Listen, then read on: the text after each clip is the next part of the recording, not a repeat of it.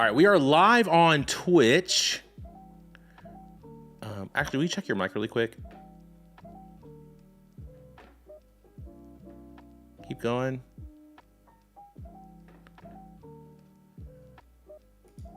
Okay, it's not hearing your voice, so let's do...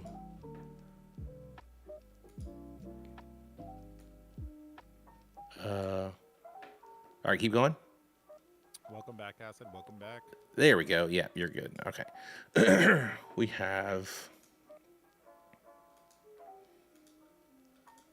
Beautiful. And my chat bot is working as well. Hey, thank you for all the likes, Tangerine. All right, let's go live on TikTok. At topic chat and interview. And Hatter Chatter.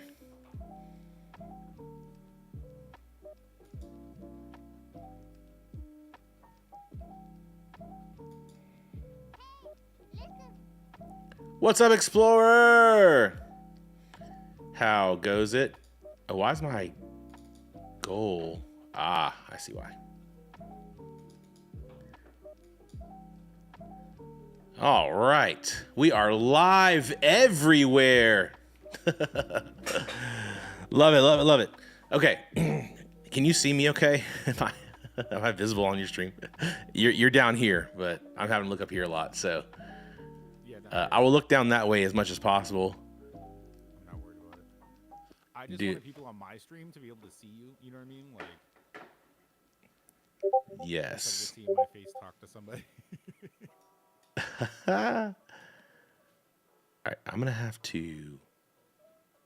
I feel like an old granny with just a blanket wrapped around my legs, just sitting here. Like... I love it. Get comfortable, you know. When we remodeled my room, we didn't put electric baseboard heat back in here, and so there's no heat in this room, and it's in the basement.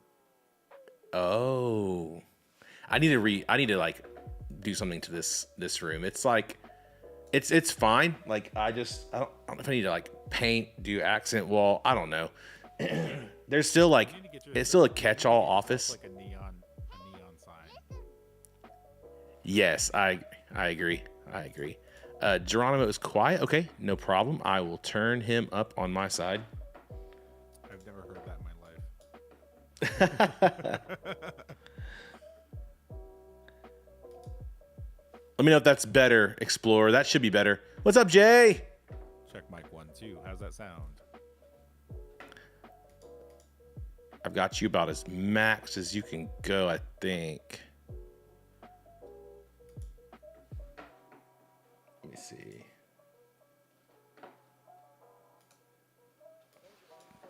Oh, no, I don't. Oh, my gosh. There we go. Now it's up there. All right, let me check for my phone, see how it looks.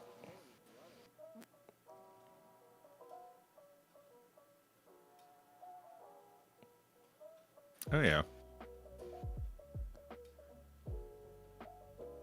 What's up, Iron Viper? It sounds good on my end. I hear it loud and clear. Better? Okay, good. Little robotic? Really?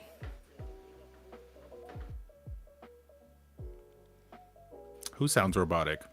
You, I guess. Are you a robot? Tay, well, how's it going?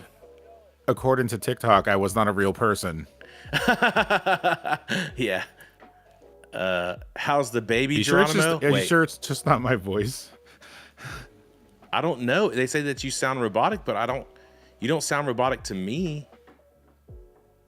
So I'm not really sure what they mean. Is it maybe because of the proximity to the microphone? Or they're just not used to hearing a condenser? They're not used to hearing a beautiful voice like yours? That very much could be in a world where one man will rule all DJs.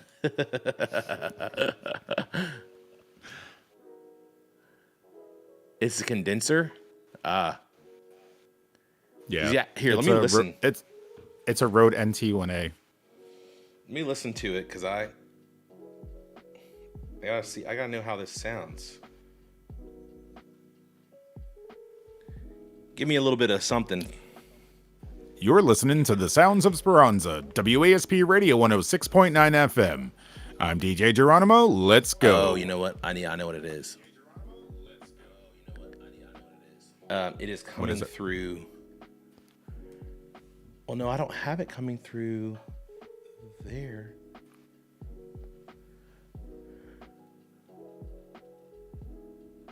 Oh, maybe it's being double routed.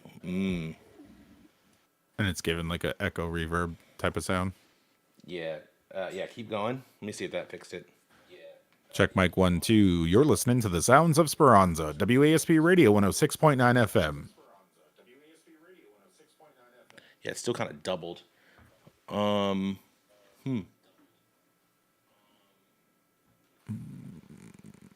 be coming from my end, would it? No, because you sound great in my ears. Okay. Let's see. Maybe if I convert you to mono? Geronimo the Transformer. What's up, Cobra Autobots. Kai? Roll out. It could be. I mean, that's a possibility because it does only run on a mono channel. Let me try. Because remember when you said you could only hear me in one ear before? I had to switch the mic to mono. Oh. Okay. Welcome in. Sounds a little better. Okay. May have to roll with that. Hey, thank you for the follow. I appreciate you. Oh, wait. It's on Matt's end. Your microphone is also going through. That is interesting. What's up?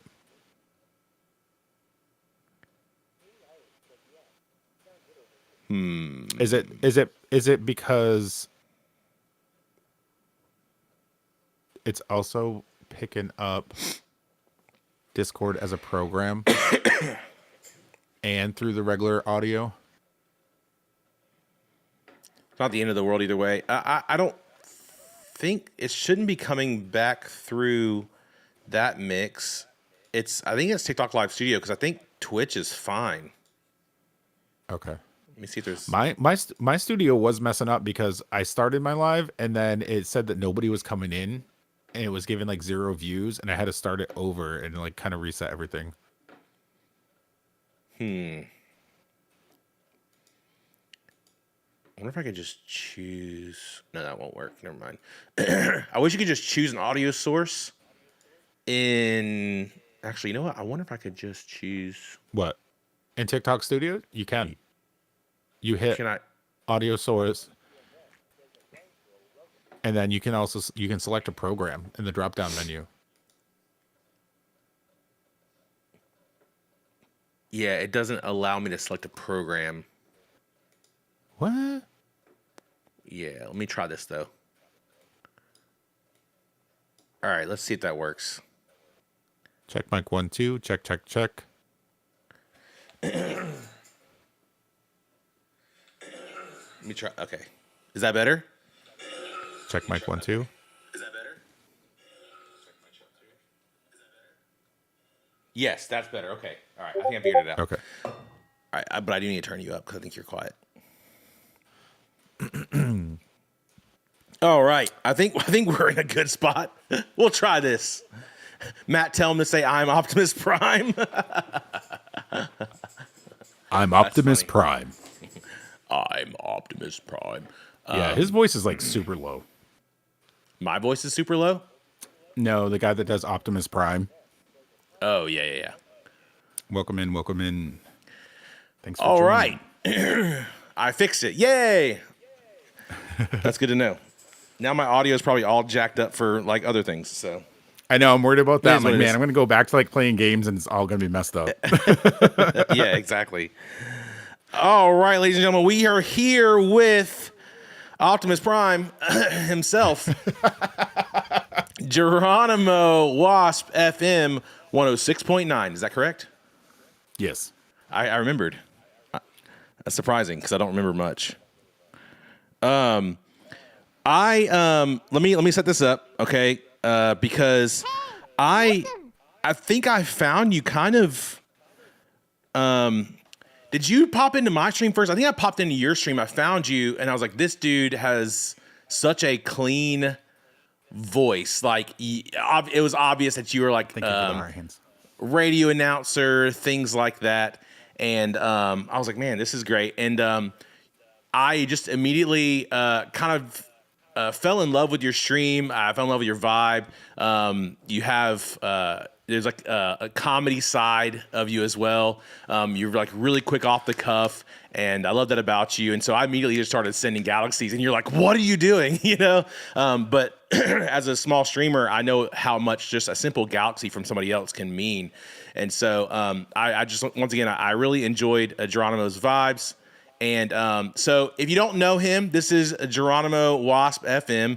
And that is your actual TikTok handle, right? Username. Yeah. Geronimo Wasp FM. Okay. So actually, if you want to, well, you can't pop into my chat. I was going to say, let me see if I can somebody actually put a link to him in my chat? Somebody who's, I know Jay's here. Jay's a mod. Yo, what's up, Hizzle?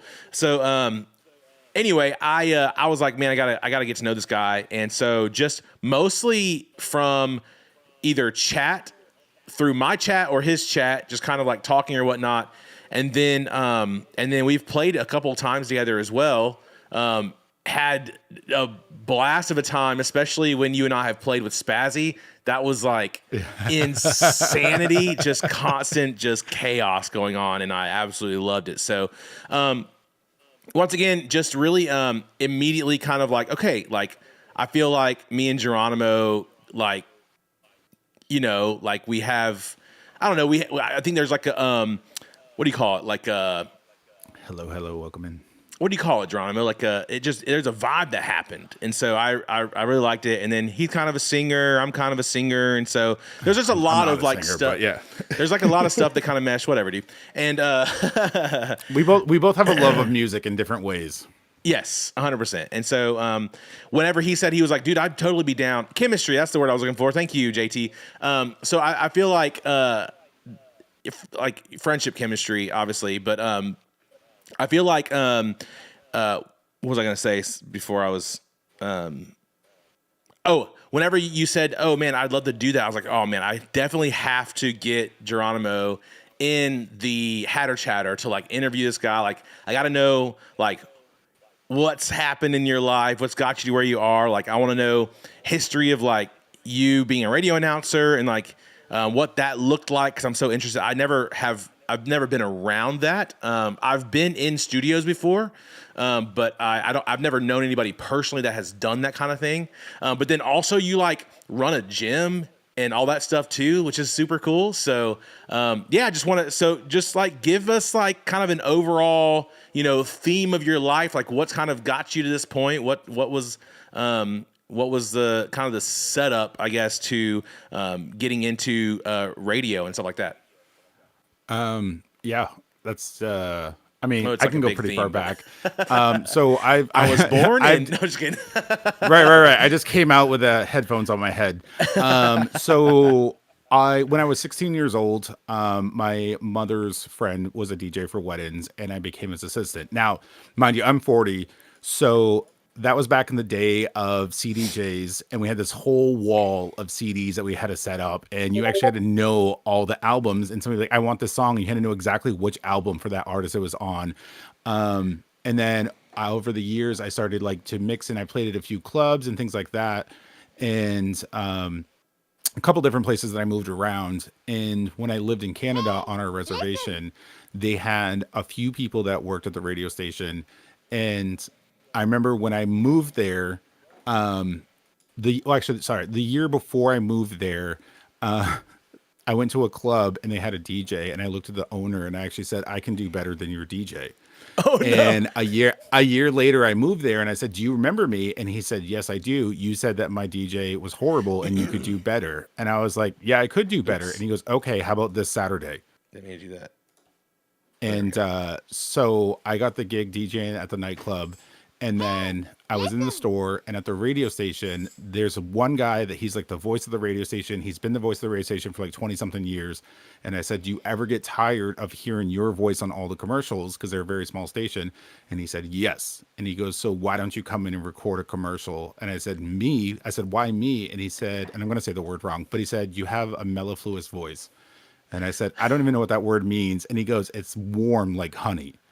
And I was like, okay. So I went in, I recorded a couple commercials on a super old Sennheiser mic that was like dirty as can be. And after doing a few commercials, they said, we have a Saturday night opening. Do you want it? And do you want your own show where you can mix music live? So I took it. How old were you? So I was 27 at that point. Oh, nice. Yeah. And so I would literally do my show from 8 p.m. until 10 p.m. And then the rest of the night, it was a pre-recorded mix that I had done with commercials.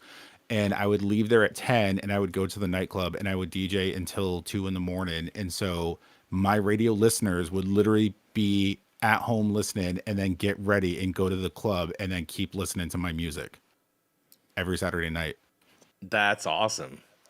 Yeah. So that's actually why I already had this microphone and all my other equipment, because of doing commercials and You'd already done voiceovers that. for videos and everything. Yeah. Gotcha. That's super cool.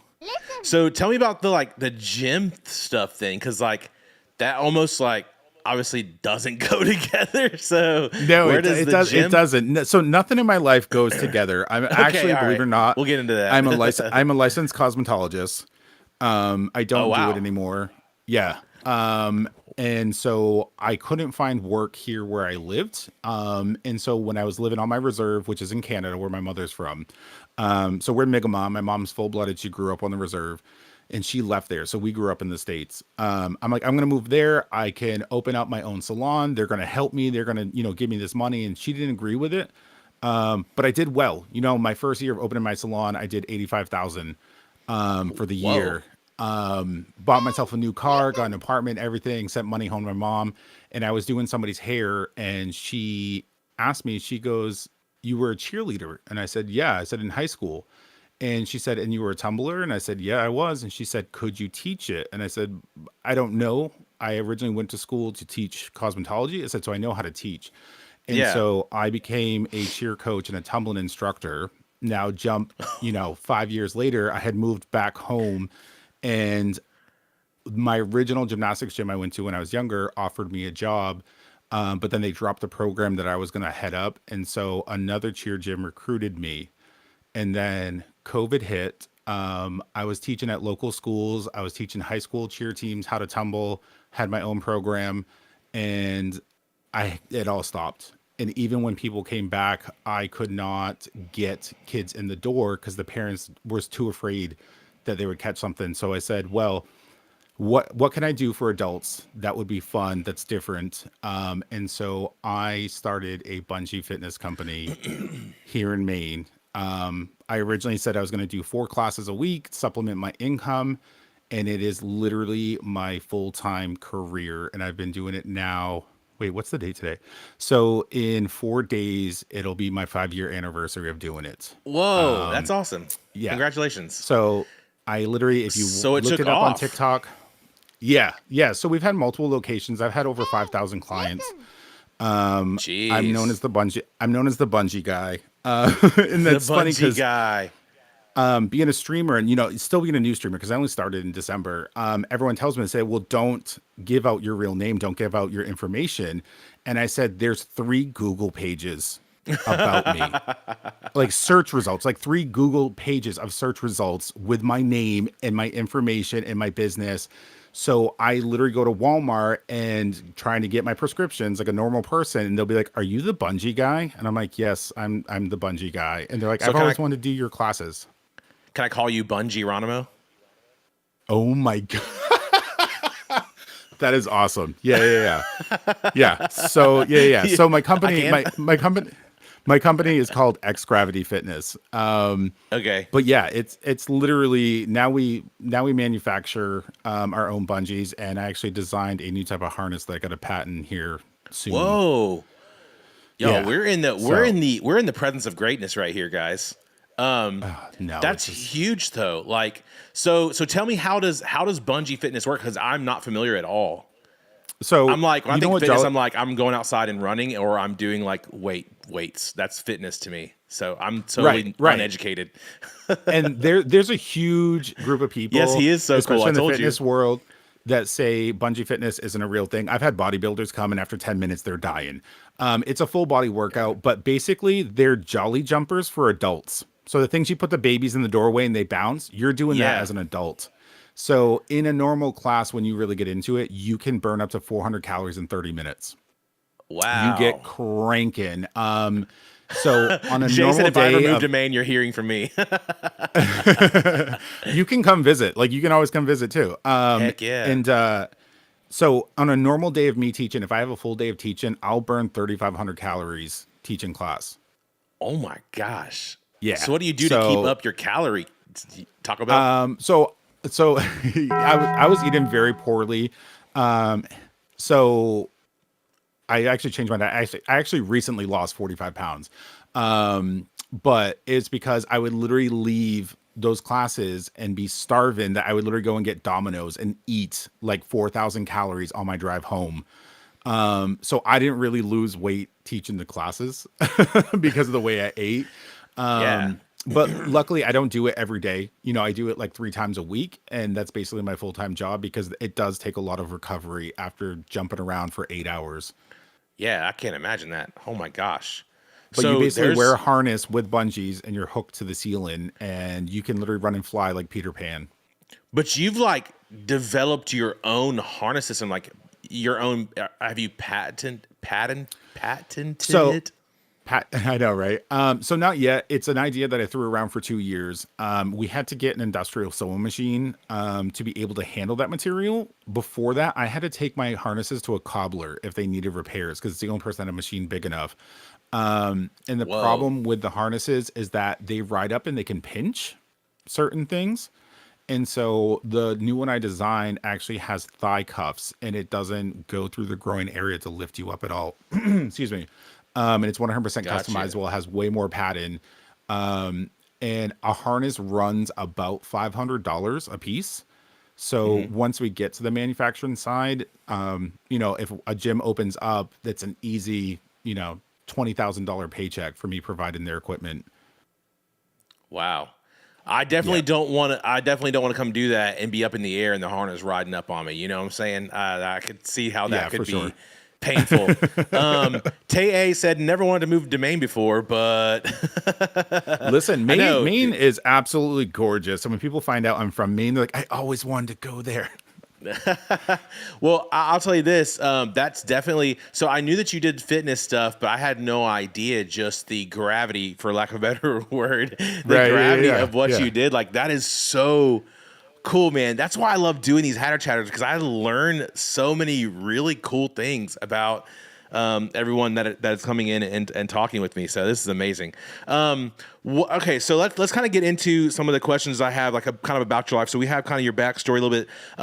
Tell us, like, so I know I've heard you talk about on your stream. So tell us a little bit more about Geronimo, your heritage, some of that stuff. Yeah, so the question I get a lot with my gamer tag Geronimo is, am I Apache? Like Geronimo was, and I'm not. I'm Mi'kmaq. But what it was is, well, I'll tell you why that I have that name, and then I'll tell you like our whole family behind it. But so when I played Call of Duty, I had just BFI Ben as my name, because my real name is Ben. I don't care if people know. And nobody would call me by that. Everyone just called me Ben. And I got tired of it because everyone had a gamer tag. And in Call of Duty, I would scorch up in the air and just yell Geronimo as I dropped from the sky. And then I was like, we're changing it. And it kind of stuck now. But yeah, we are Mi'kmaq. Well, my mother is a traditional elder, so she does all the ceremonies. That's, you know, our religious beliefs, that, if you want to call it that we Sure. follow. And it's very different than what people think it is. You know, a lot of the same stuff applies. A lot of our background is influenced by the Catholic Church. But we don't Okay. follow the Catholic Church anymore. and we do have rules like, there's no drugs, no alcohol, and so you can't practice any of these ceremonies if you've had any of that stuff within a recent time, Interesting. not ever, because it's disrespectful.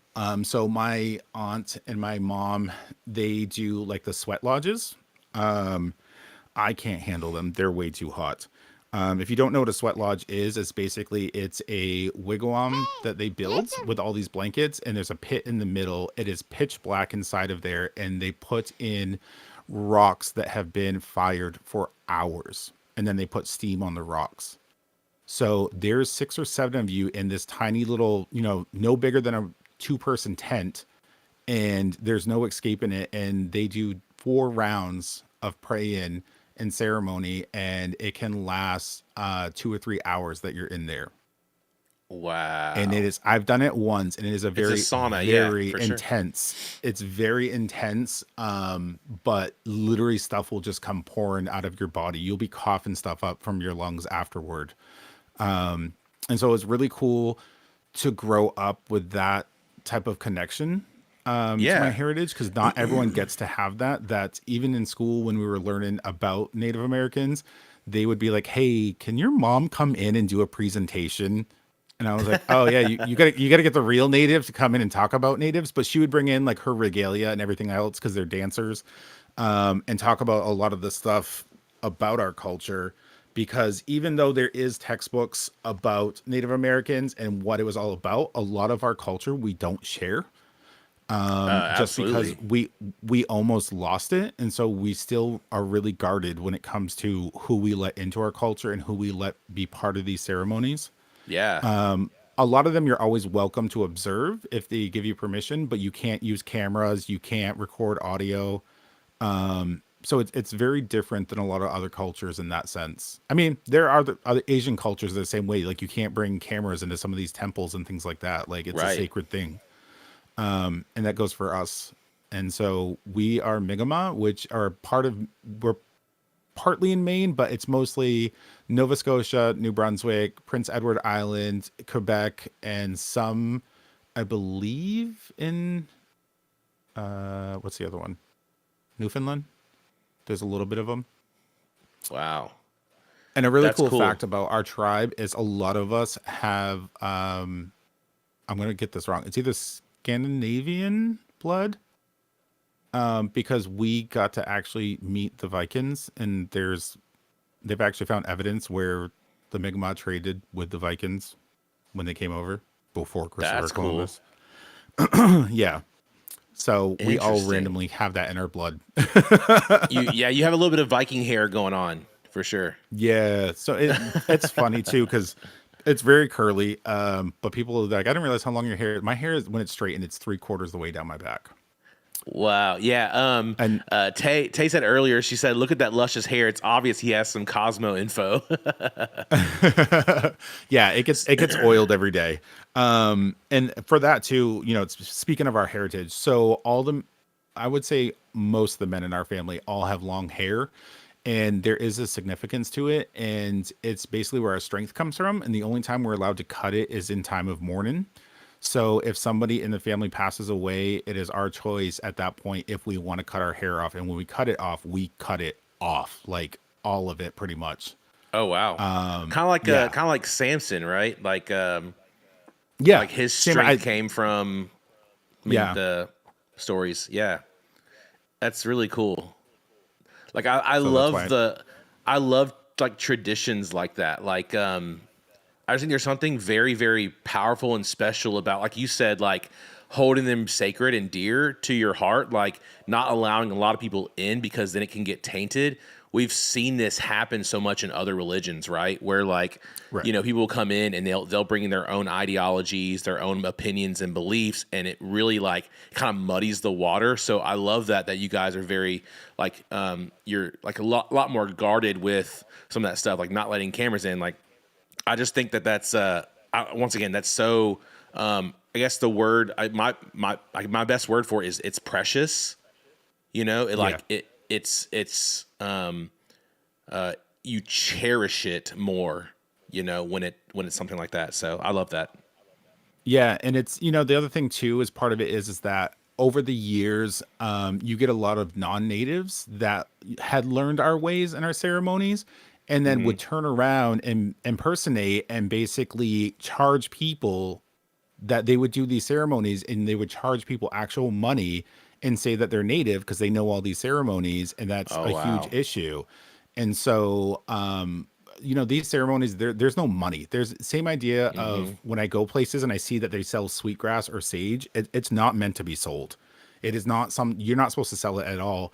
And side note, what I love is there's a local greenhouse I go to, and one year I saw that she had sage, and just jokingly, I'm friends with her, and I said, "You're not supposed to sell that." And she goes, "Oh," and she literally turned to everyone that was there. She goes, "All the sage is free." She goes, "It's free." She goes, "I didn't realize that was a disrespect thing." She goes, "I didn't know that, Ben." And I was like, "It's okay. I'm just telling you that white sage is not Wow. meant to be sold. Like, so when you buy smudge and sticks, that's not how it's supposed to be. But it's medicine. It's supposed to be given." But yeah, charging for That's ceremonies, cool. things like that, we No, don't do that. yeah. So I was actually, my wife sent me a TikTok the other day because I have some Native American blood. I actually don't know enough about it. I'm not like a card carrying member or any of that stuff, but I know this because my grandparents on my mother's side had a picture hanging on their wall of their great grandparents, and my great grandfather was Hey, from thank you for the Europe, follow. but my great great grandmother was full blooded Native American.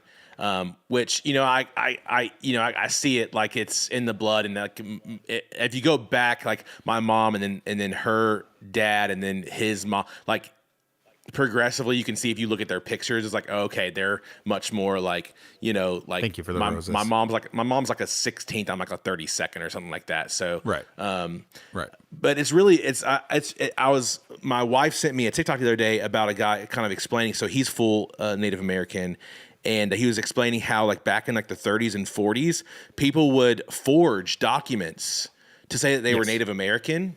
If they like were remotely dark skinned, so that they could like acquire land and like certain benefits from whatever. And it's crazy how many people claim today. Like I can't tell you how many people that I know have claimed to be Native American but cannot prove it whatsoever.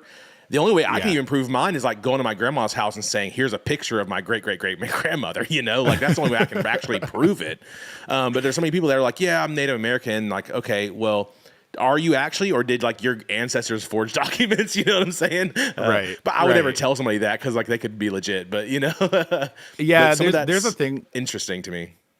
Yeah, and I hear a lot where they're just like, "Oh, well, my grandmother had really high cheekbones." And I'm like, "Yeah, but there's a lot of people that have really high cheekbones." And you know what I mean? It's just like, and I've Yeah, had people be yeah. like, "Well, how do you know your heritage?" I'm like, "Meet my mother," and they just see my mom, and they're just like, "Oh, wow." You I'm just like, start "Yeah, singing no, she's Pocahontas, and you're like, "Oh yeah, I got yeah, it." yeah, yeah." Like, it is a thing, and the history is so muddled because we didn't have a written history. It was all oral tradition. Oh Our wow. tribe was actually one of the first ones that had a written alphabet, but it was hieroglyphs. It wasn't Right. Yeah. what Yeah. you would think of. And it's really cool. I'll send it to you sometimes because I have a copy of the Lord's Prayer in our hieroglyphs. Oh, dude, I would love to see that. It's so cool looking. But Oh man, I would love to see that. yeah. And so a lot of the history that you hear of with natives, it's all from the colonizer point of view. Oh There wow. are a lot Okay. of things that you can find now that, natives have written, stuff like that. But over the years, there was a lot of them that were also adopted out from reservations. And that's when they made I believe it's the Indian Child Welfare Act, where you cannot adopt a Native American child if you are not Native American, Oh wow. because you're pulling them away from the culture. And so what will happen Interesting. is, this is just an example. If my sister had a kid, and for some reason something happened, God forbid, that she couldn't take care of them, and the state would say, "Oh, we're going to step in and we're taking them," they legally cannot. The kid will automatically go to somebody else in the family before anything, Wow. because you cannot take a Native American kid away from their culture at this point, which is a Interesting. great thing. But Yeah, it back in the is. day, a lot of people got adopted and then they have no connection to their reserve. They can't prove anything because they don't have birth certificates. Like, they were adopted out. There's nothing they can prove. But if they do a DNA Right. test, it says that they're native, but they have no connection to their history or their family. Jay said I don't know how to pronounce this. Inupiaq. It's a part of the Inuit, I guess. I'm not sure. I don't know what that necessarily means. Like I said, uneducated, but at least for this stuff. So, Yeah, believe it or not, the Inuits are actually like this kind of whole separate Native American group, which is really, if you really get into it, like I deep dive and go down rabbit holes all the time. that's awesome, though. I can kind of see how like the different tribes obviously would have different types of traditions and like maybe even beliefs and like spiritual or cultural, beliefs and things like that. So, I mean, because there's so many different tribes. Yeah, there's hundreds and hundreds. Yeah. So like, how do you could just get so granular in like, each tribe's beliefs. So that's cool that yours is like Yeah. one of the first ones to have like a written language though. Yeah, and so the other thing too is like there's this basically like a sharing of stuff. So it's like, Ojibways are the ones that created dream catchers, but everyone associates dream catchers with Native Americans or Indigenous or First Nation, depending on where you're from. And so the Ojibwe were the original ones to make them. They make them very differently. I make dream catchers, but it's because it's a shared thing. It's like almost all natives have fry bread. You know what I mean? So it's like a lot of the stuff you see there is very cliche. If you watch the show Res Dogs, things like that. Even the words that we have, the accents that we have, it's a shared thing, and even our music is shared. But then we still have our individual traditions, our individual foods that we have. Let's use them for example. The Inuits have for a traditional diet is not what we have. Like ours was Right. primarily berries, salmon, deer, and moose meat. And rabbit and eel. Like that's primarily what our diet Protein. was. That sounds amazing, Yeah. actually. Protein, roots, berries, things like that. And so people are like, wait, you guys didn't have corn? I'm like, we're from Canada. Like, yes, you could technically grow corn, but we would move where the food was. And so during the warmer months would be on the water. And then during the colder months, you go up in the woods and you hunt for moose. And then the Inuits have a completely different Wow. diet than we do. But then there's still a lot of shared dishes that we just kind of shared with each other over the years. That's cool. So kind of continue moving kind of along. So what's like, so kind of getting more into like, I don't want to necessarily, unless you want to keep going kind of down this, I know you can probably talk about this forever. Whatever you want to go. But what's, I guess, so we're talking about like you have your heritage is a big chunk of your life. Obviously it's a really big, piece of who you are. Then you have cosmetology, you have radio, you have fitness. But out of all those things, what's maybe a story from your life that really explains your personality better than anything?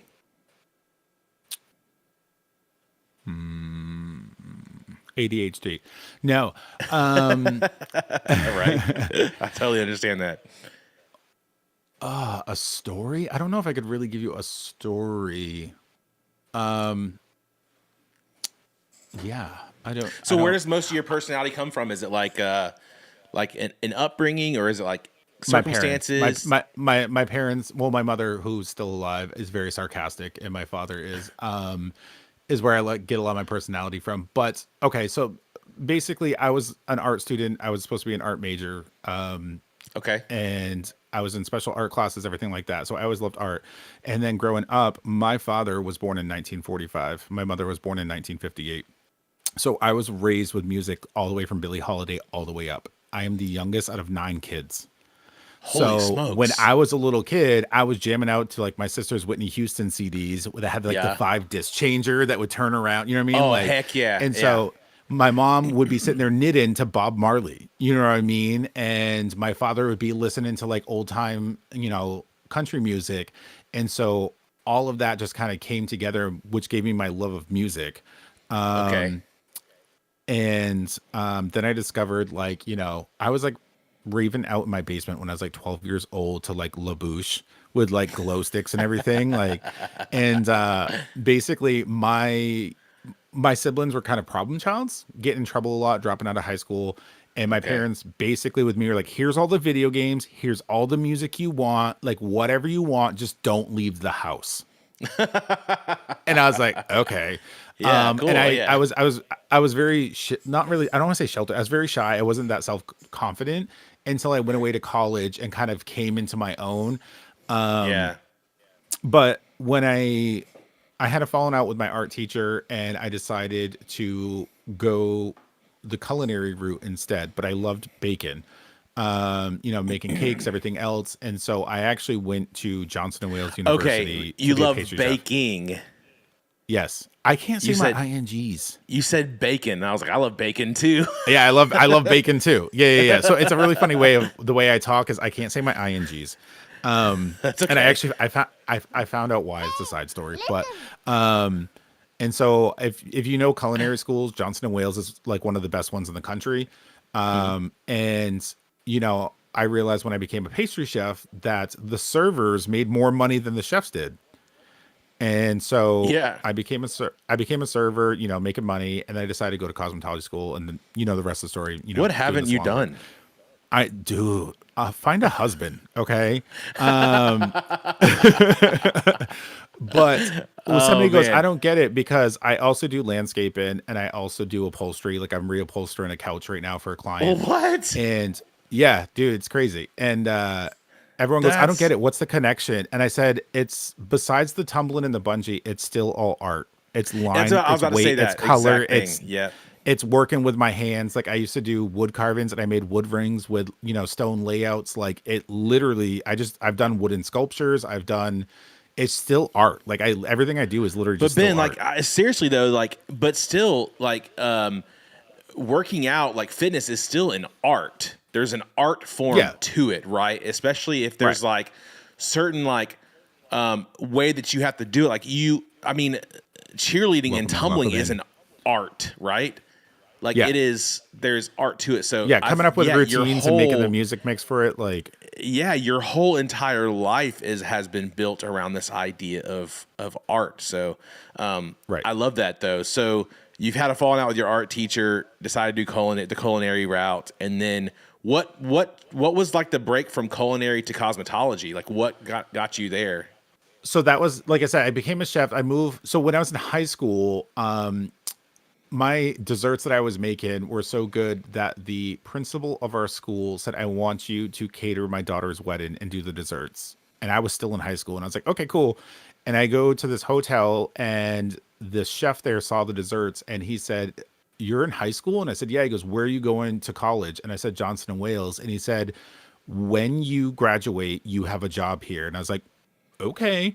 So I went back after I got done school and they were just like, yeah, we'll hire you. But like I said, I was like, at the time I was 21. This is like 2007.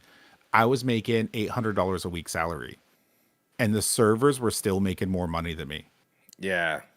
And I was just like, no, I'm going to become a server. And so I worked for Ruby Tuesdays and I started making like $1,200 a week as a server because I Yeah. had the personality for it. Yes, you And do. You have the personality after for work- anything, actually. But okay, keep going. You literally can do anything. After doing that for like 2.5 years, I was like, okay, I got to do something. What am I going to do with my life? And my sister is a nail tech and an esthetician. And she goes, if you go to school for cosmetology, Okay. we'll open a salon together. And I was like, cool. So I went to school for cosmetology and she moved to Maryland. So you had so there's a common thread here, and excuse me if I'm wrong, but it seems, okay, I'm gonna use that word very lightly. It seems that your life has been a progression of I like this, I become great at this. Somebody makes a promise, doesn't hold up to it. I have to change.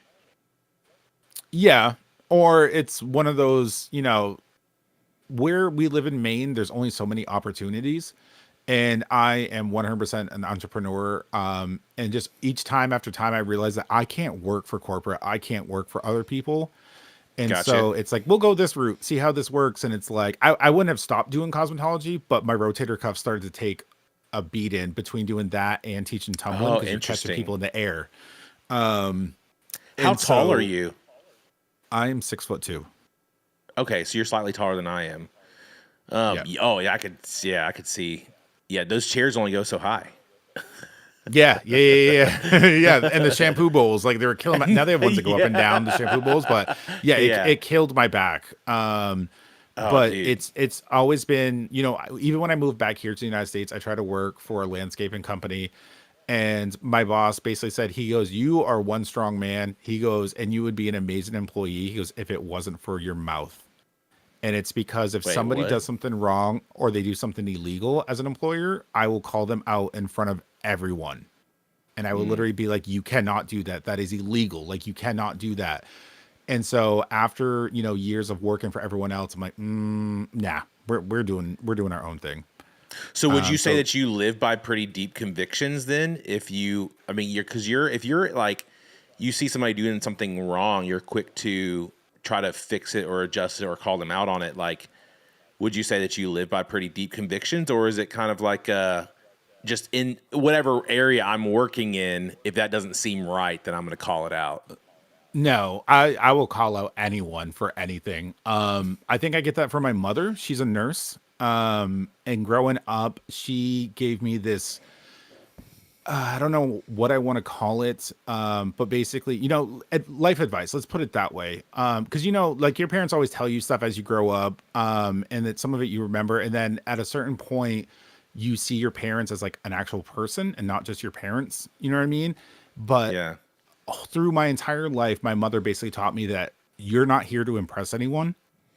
She's like, you're basically here to impress yourself. And I was like, huh. And she's like, be real with everyone. She goes, because you're going to weed out the fake people really quickly. And so Oh, my yes. mother is one of the sweetest women in the world. She's an amazing nurse, but nobody will cross her because she will call you out on your crap so fast and be like, I you love can't that. do this. You can't do that to people. You can't say that to, you know what I mean? Like, but Yeah. she's not mean about it. And so Yeah. I think I got that from her, that I advocate for other people, especially when it Right. comes to medical stuff. People are like, my doctor's not listening. I'm like, then you tell them, put it in your chart. And then you call the Yeah. charge, the physician, blah, blah, blah. And they're like, you can do that. I'm like, yes, you can do that. I'm like, if you don't like your doctor, get a different one. Like, and they're just like, okay. I have a friend like that. Yeah.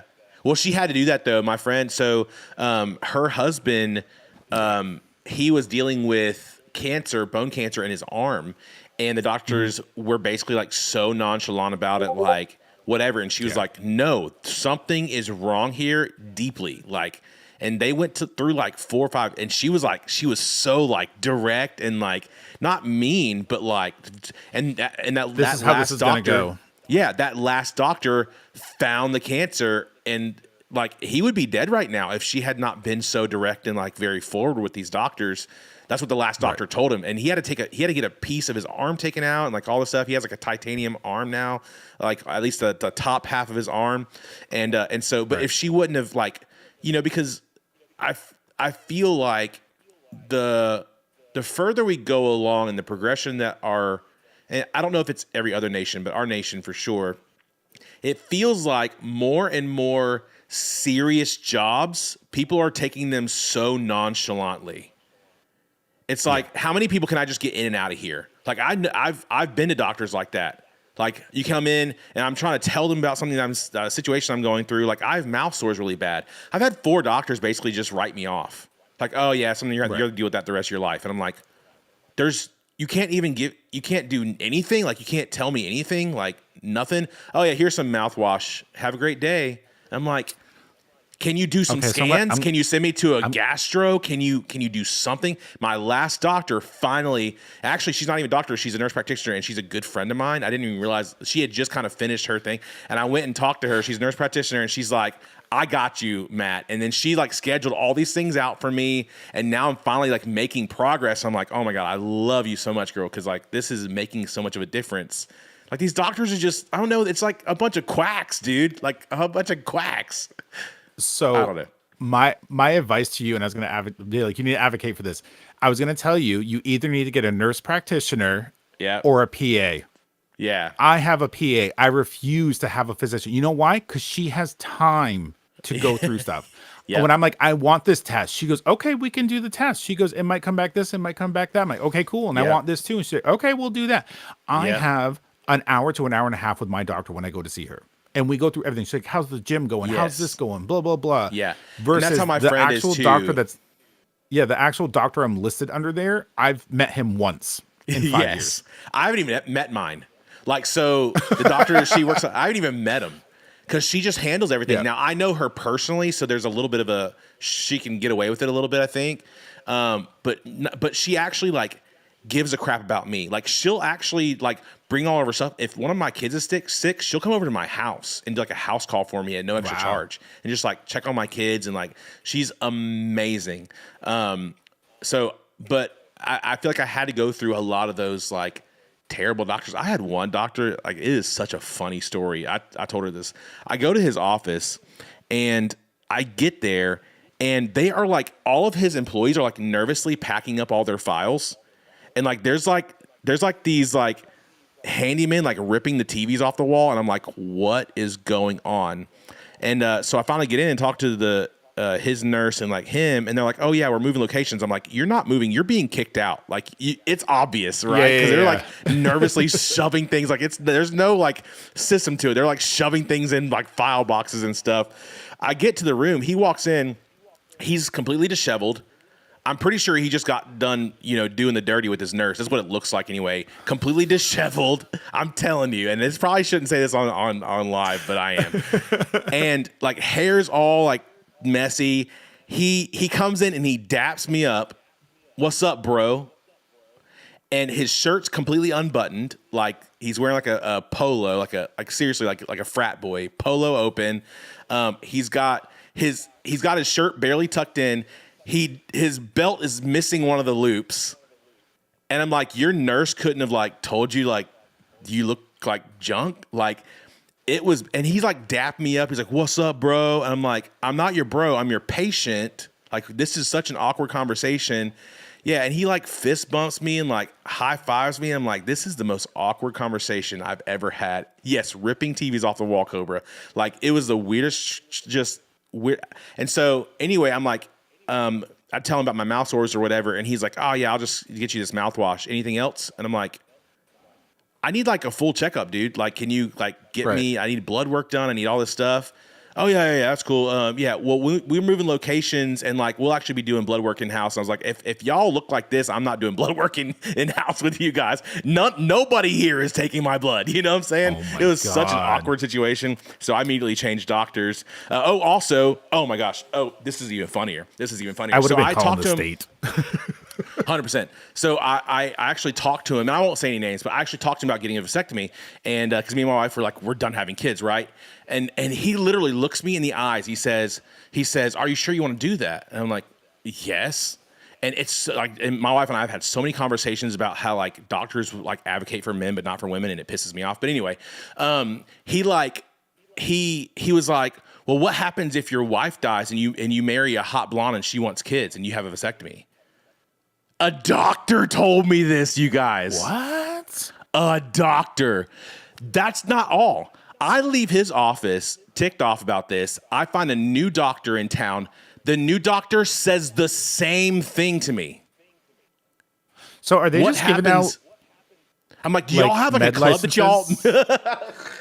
Are they just like giving out I think licenses so. in like Cracker Jack boxes? Like, here, I you're a think doctor so. now. My thing is like, are you guys all in the same fraternity? And like, this is what you guys tell people? Like, what's up? Oh my gosh. Anyway, yeah. So my NP, I talked to her about it. I told her the whole story, and she was like, yeah, I know those guys. And yeah, they're rats. They're Arc Raiders rats, essentially. And so she was like, no problem. I got you taken care of. I'm going to set you up with the best. And that's a whole other story. It was actually one of the worst experiences of my life. The guy that I got sent to, but he just had complications through the whole the surgery and stuff. But anyway, we can get at it some other time. I don't want this to be about me. It was just an interesting experience. So first off, I already hate going to the doctor, but I'll go see her. But anything else, I just can't stand it. Yeah. Anyway. Let's get back so, to I mean, let's get back to you. we can go back to, whatever say for questions, but side notes, one thing I want to talk about, when people ask me about how I got into streaming, and since we're on the medical topic, is I got injured last year. And Yes. so in August I had a complete hamstring avulsion. If for those that don't know what that word means, it means you literally rip them off the pelvis. And I went into the hospital, which, it was this hospital here. I hate it, but they're like, oh yeah, we should take an x-ray to make sure you didn't break your hip. And I was like, if I broke my hip at my 40th birthday, I'm done. They were just like, oh, you have a muscle strain, go home on crutches. And I was like, okay, you're going to, refer me to sports med. And they were like, but why? And I was like, because of what I do for a living. And they were like, yeah, sure. And I went home and went into sports med, and they did an ultrasound, and then they did an MRI, and I had ripped them off the bone, and they had moved down 5 inches. They had retracted down. I had to walk for a month like that. And they walked into the office, and he goes, Ben, I know who you are. He goes, you can't go back to Bungie until February. So when Arc Raiders came out, I started making videos, and then a bunch of other streamers were like, you need to do this live because this is hilarious and I want to see it live. Yeah. And so I literally just started going back to work just a month ago. But that's basically how I became a streamer, is because I was stuck at home playing video games for 15 hours a day. What else do you do? Yeah. Yeah. Did you have somebody else? Did you have somebody else that was running the gym for you? No, we closed. We completely closed right now. Wow.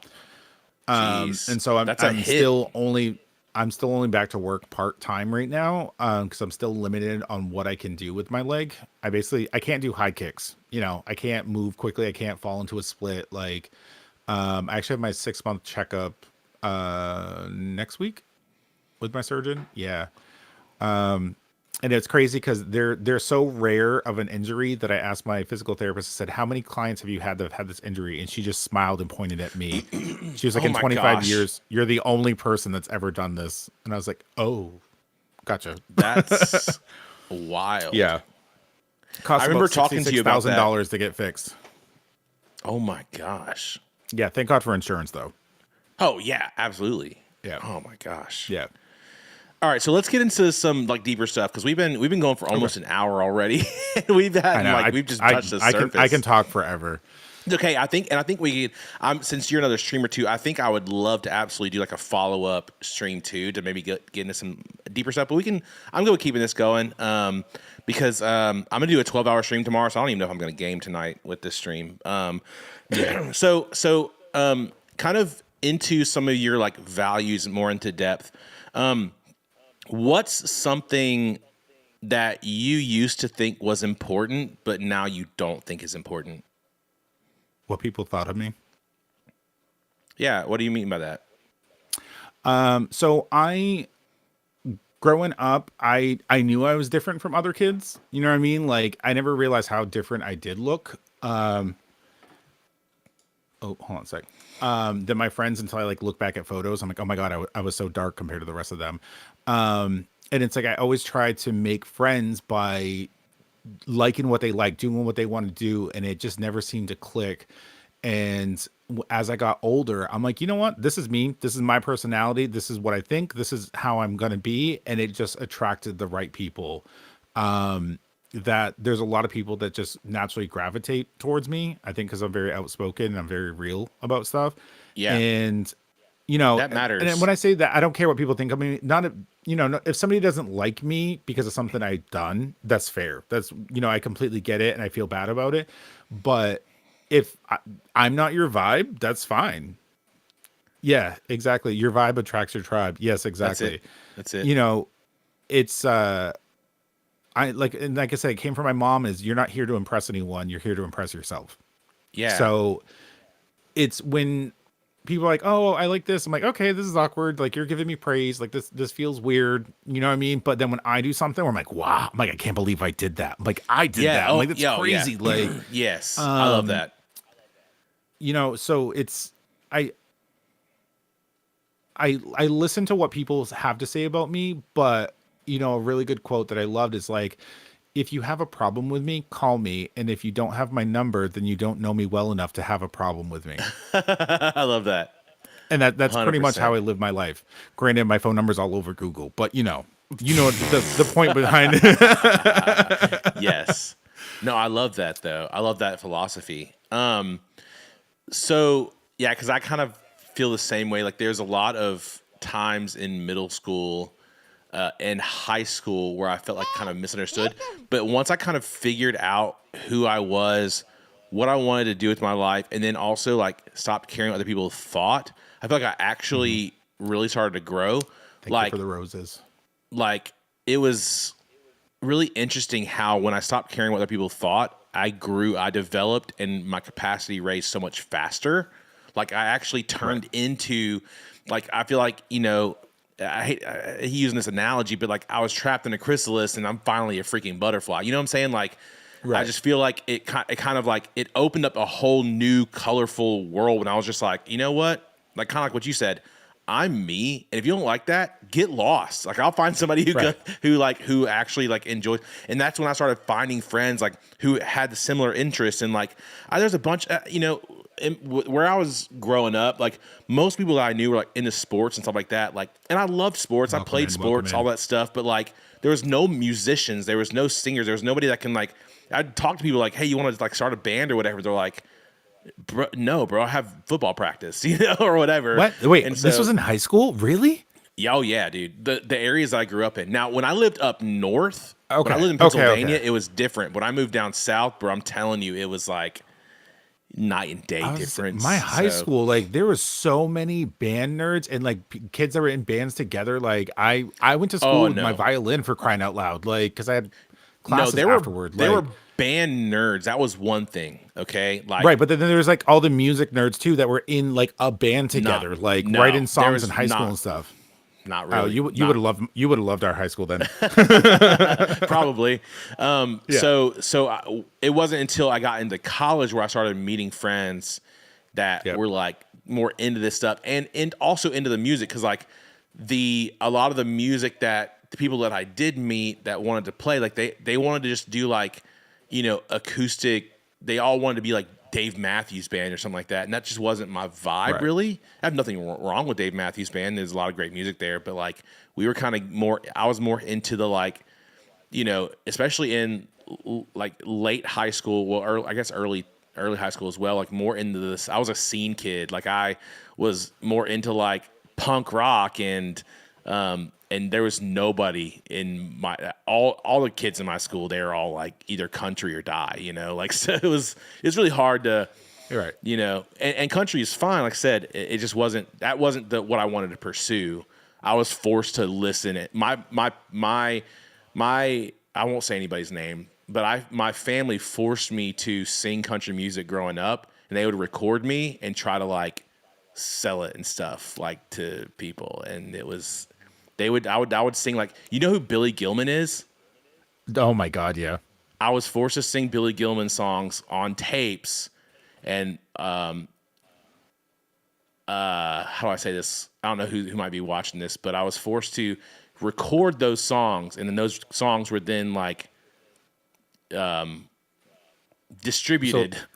So Yeah, it was like your awkward. family was trying to make you like the Honey Boo Boo of country music. Yeah, essentially. Yeah. Okay. Yeah. Yeah. I mean, I'm a country bumpkin. I was And I can raised sing on it. country. Yeah, no problem. I can sing country music till I'm blue in the face. Just wasn't my thing. Because like I literally have a mandolin hanging on the wall right there, and I have my fiddle up in the closet. Mandolin was the they're first both stringed instrument that I learned how to play. So Really? Yep. That's my sister's named after one. that's cool. Her name's Amanda Lynn. That's 'cause that's what our awesome. grandmother played. I love Yeah, it. so I played fiddle first, and then I was like, I got a mandolin. So I was like, oh, they're tuned the same. Yeah, me and chords and strumming it doesn't work. It doesn't click. I'm better off getting a cello or funny. viola. Oh man, I've wanted a cello for so long. I want to learn how to play one. I don't think it would be very difficult because I can pick up almost any stringed instrument and figure it out pretty quickly. But I want a cello so bad. I'm I just envious. don't know when I want to. My brain don't do that. My brain does not do that with music. It's I can learn songs and then I can like remember them after like learning how to play them. Yeah. Where my brain comes in is like what you were doing when you were working on the song last night is like I can't always create a song, but I can listen to somebody's song, but no, you need to change this here. You need to change that there. Yeah. This sounds weird there. Like, or other singers, I can tell them how to sing a song better. I Yeah. may not be able to sing it better to show them, but I'm like, no, do this and like push your tongue forward, like on this vowel, blah, blah, blah. And they're just like, how do you do that? But you don't sing. And I'm like, it's just how my brain Yeah. works. Yeah, that's kind of like me too. Like I am a decent Welcome in, musician, Muffin. but I'm more of a You're producer. a great musician. Shut up. I'm more of a producer at heart though. I love like doing what I did last night. Yeah, but I feel you more. have to be a musician to a point to be a producer. Yeah, I agree with that.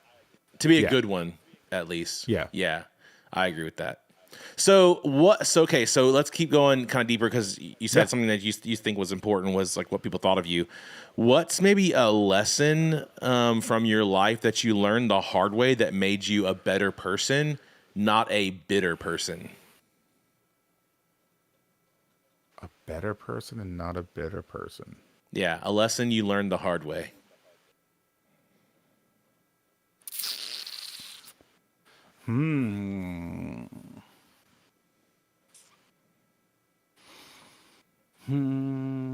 I don't know if there's something that make me bitter. I don't know.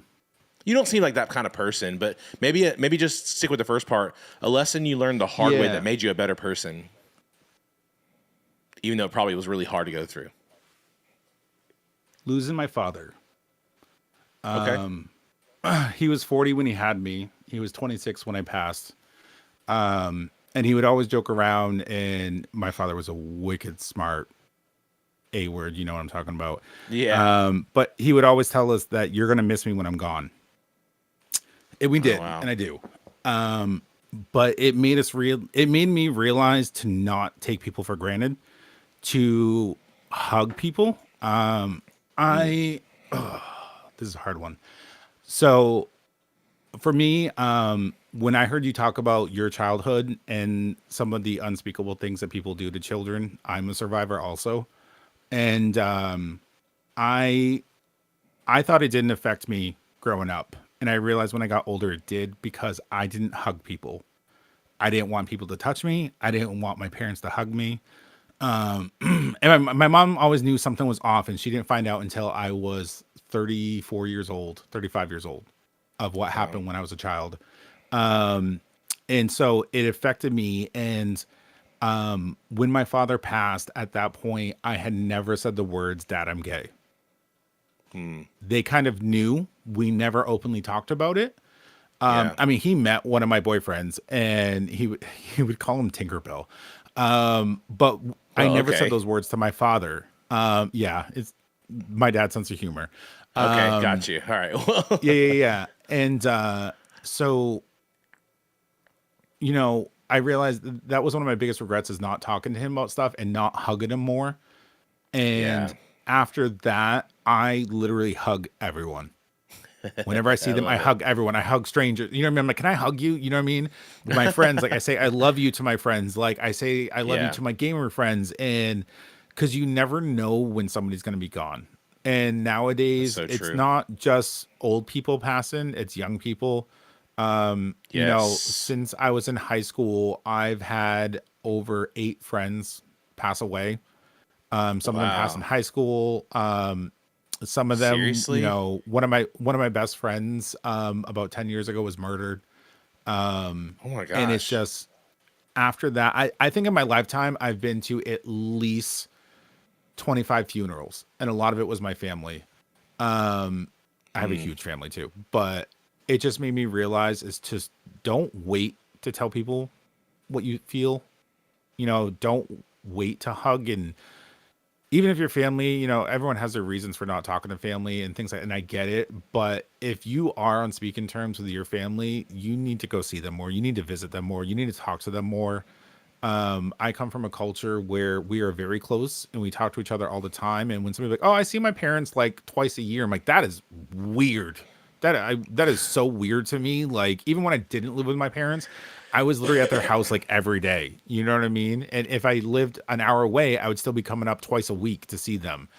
Yeah. Is it made me a better person and showing my affection to people, because for years I didn't do that because of, my past affected me.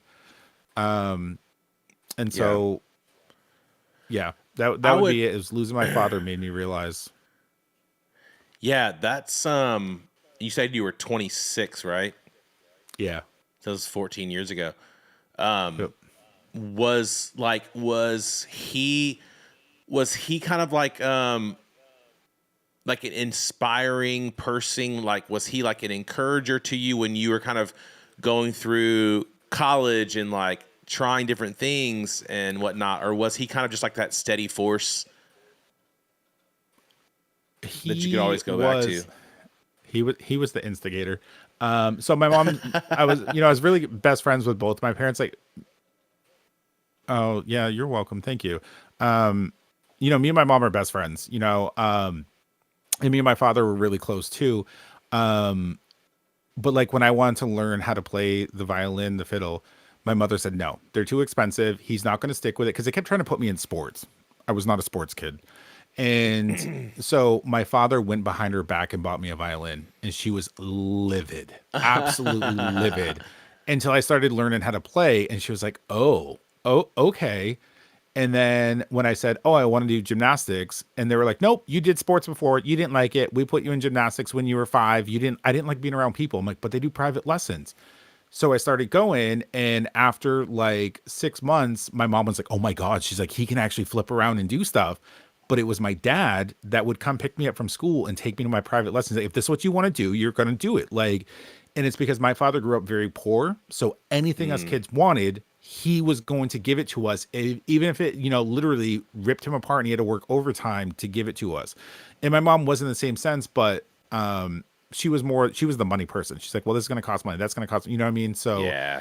And then too, one of the reasons I don't sing that much is that my father used to make me sing in the car for him, because his mother was on the radio and sang on the radio. And so both sides of my family have been on the radio for generations. So when he passed, I stopped singing. Wow. And it took me 8 years before I started singing again out loud. And even then I still don't sing in front of many people, because that was like a me and him thing.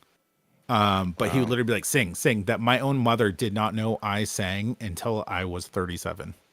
She had never heard me sing. Sounds like a But pretty my father great dad. did. Yeah. Yeah.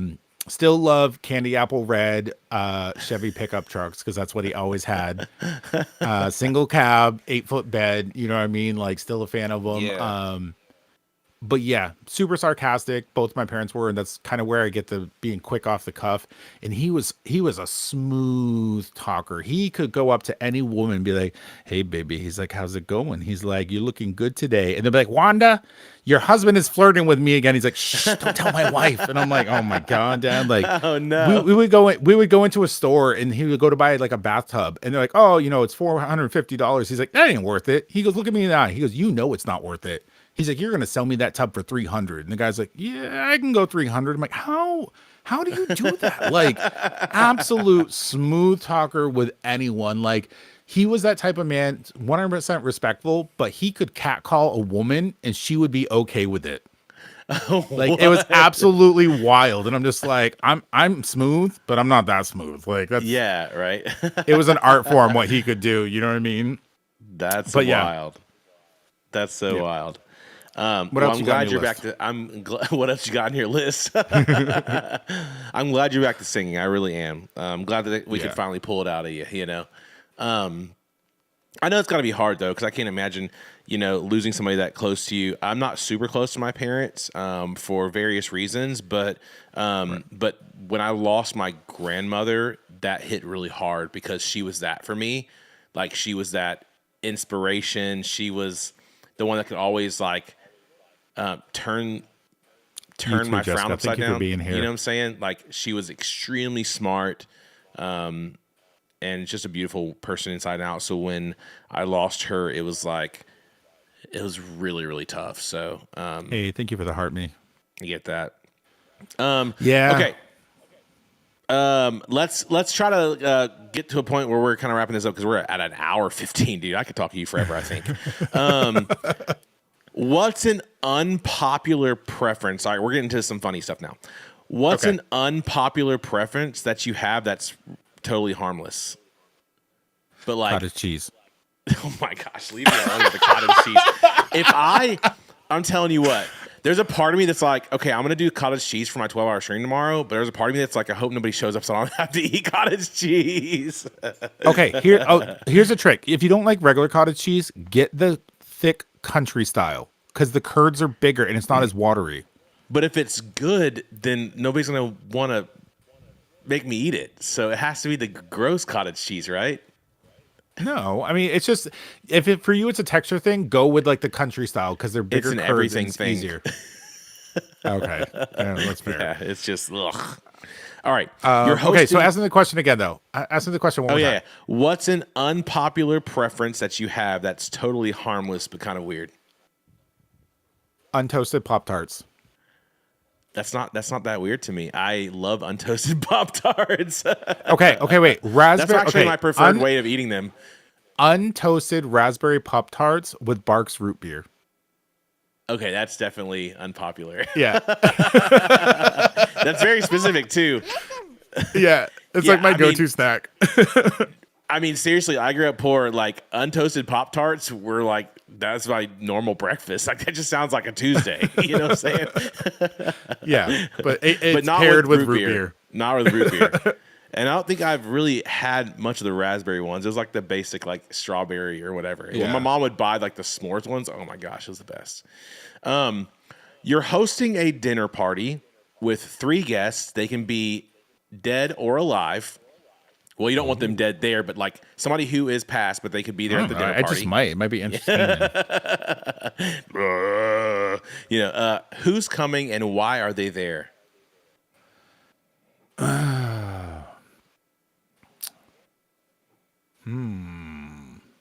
3 dead or alive. Yeah. Share. Yes. Do you I've been believe I've been a in fan love? of Cher my whole life, and of course I Yeah. always performed her song in drag Half Breed because it applies. But yeah, always been a huge We fan have of her pictures? music. What, of me in drag? Yeah. Hold on. My wife is like, I don't know something about her, but I don't know if she's in the chat still. She's probably asleep by now. But like, she just loves it. So Hold on. I would have to like Are you sure Discord you're it to ready me. for this? Discord it to me. I'll show it to my wife. She will absolutely love it. Oh, we can't show it on stream? I mean, I guess it's up to you. Oh. Can you show it on stream? Is it going It's, to? it's blurry. There you go. Are you serious? That's crazy. Yeah. That's insane. You guys Yeah. see that? That's not you. That's me. That's wild. She like shaved for it and everything. Yeah. That's insane. So, okay, so Cher, just been a Okay. huge fan of her music. Okay. Thank you. My mother, Okay. because she's a huge inspiration, and we do everything together. We eat meals together. We do everything together. By the Would way, I she do have live a good my time mom. with Cher? Yes, yeah. Okay. She would. She would laugh and everything. Oh, the last one, man, that's so hard.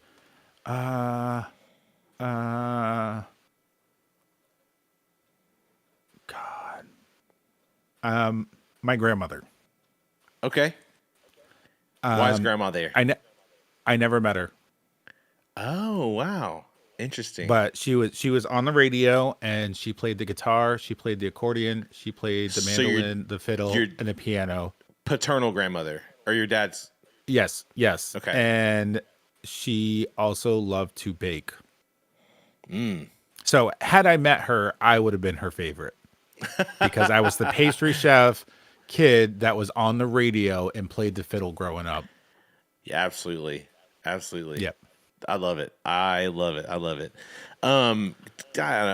those. I love that question because you get so many different answers from different people. So Yeah. All right. What's a sound, a smell, or a place that instantly time travels you back to childhood? Ooh. It's so specific. Oh my god, so specific. Um is ham and cheese sandwiches with ruffled chips. Like on the sandwich? No, just the smell Okay. of ruffled chips with a ham and cheese sandwich, like on a Gotcha. sub roll. My Gotcha. parents were huge campers. Like we never got to go to Disneyland, things like that. But we always, like almost every day during the summer, went to the lake or the beach, and we would sit and always get sand in the always get sand in the chips. But we would go and get ham and cheese with mayo sandwiches, and we'd be sitting there on the beach with an orange soda and ruffle chips. And I so love it. majority of my childhood, they would literally be like, "Are you hungry? You want to eat out?" And it's like, "Yeah, what do you want?" And it's like, "Oh, you're gonna get a ham and cheese sandwich." Like, so to me, that's just like my entire when we're building the house I was here for. I was 4 years old and we were building the house, and they're like, "We're gonna get Whippers," which is a local place. I'm like, "Yay! I want a ham and cheese sandwich with mayo and ruffle chips." You know what I mean? Like, so it's just Yeah. that was like the cool thing to get. Gotcha. But yeah, it's just my childhood was a lot of ham and cheese sandwiches. That's funny. That's funny.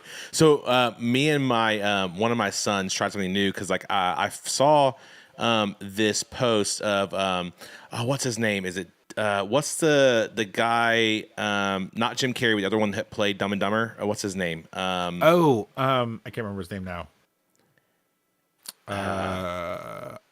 Hold on. Now you're gonna make me look it up. You can't do Is that. it Jeff? to me. Is it Jeff Daniels? It sounds right. Anyway, he has his own sandwich. It's apparently like his sandwich, right? Yeah. Jeff Bridges. Is it Jeff Bridges? No, it's Chef Daniels. Okay. It's Daniels. So he has his own sandwich, and I saw it the other day, and I talked to my middle child, which he would absolutely eat anything, right? Apparently, this sandwich, it's pita I just bread, looked it up. pita bread with a layer of peanut butter, cheddar, sour cream, Ruffles sprinkled on top, like crushed up and sprinkled on top, and then your favorite those are so good, barbecue though. sauce. They are. And so my wife bought all the ingredients for me and him to try it. Let me tell you something. Is it wild? No. Let me tell you something. Let me tell you something. It is Okay. so freaking good. It doesn't make sense. Your brain gets confused while you're eating it, but it is so good. Something about the salty peanut butter and like the savory barbecue sauce and the chips, like it's crunchy. It's like the soft. Oh my gosh, you have to try it. You have to try Okay, something. I'll try. It's weird and it sounds unnatural. But the cool thing is, if you don't like it, all those things are fine eating with other stuff. So like barbecue sauce and Right, peanut butter. right. I like all those things anyway. Pita, I can go get some hummus and eat pita. But I'm telling you, I might actually eat it tomorrow on stream. It was the most phenomenal, like weird tasting thing I've tried in a really long time. So anyway, So I had to one bring that up. dish, one dish that I used to make that people thought was so weird until I got them to try it is strawberry peppercorn steak. Ooh, I would try that is. for sure. It's so good. Like, I would try that for oh sure. my god, like the sweetness with like the bite of the peppercorns with Like a really chunky well cooked steak. strawberries, or like Yes. strawberry sauce. Okay. Yeah, I mean, it's you do make a sauce. There is a sauce that kind of goes with it as you make it. Okay, but gotcha. it's absolutely wild that your like taste buds are just absolutely freaking out from like that zing and then the sweetness and then the steak and like Oh, that but when sounds I tell amazing. people like I'm not having strawberry and peppercorns and steak, I'm like, oh, you're missing out, Well, man. the peppercorns for sure, but yeah. Knox says I eat peanut butter on my hamburgers. I don't know if I do that. I mean, I guess it's the same thing. I guess it's the same thing as the other sandwich. But I would definitely put barbecue sauce and cheddar sour cream Ruffles on it too. So I would totally try it. Okay. All right. So let's move on to kind of some. I have like one couple. No, I have one. I said one couple. I have one other like question for you, and then we're gonna go into like rapid fire stuff. Okay. Okay. All right. What's a moment from your life that you wish you could relive just to feel it again for the first time? And let's keep this PG. Yeah.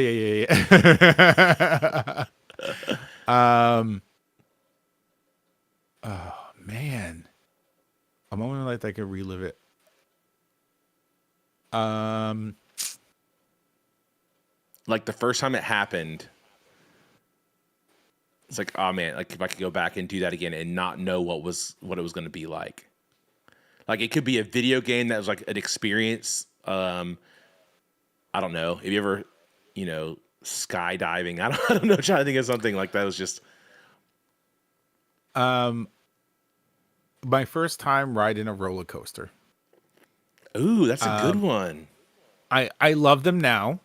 Uh-huh. Growing up, I did not ride anything but kiddie rides. Like I've never been on the pirate ship and all that stuff. Like the Gravitron, that Death Trap, but I just did not like. I didn't like the teacups because they made me super dizzy.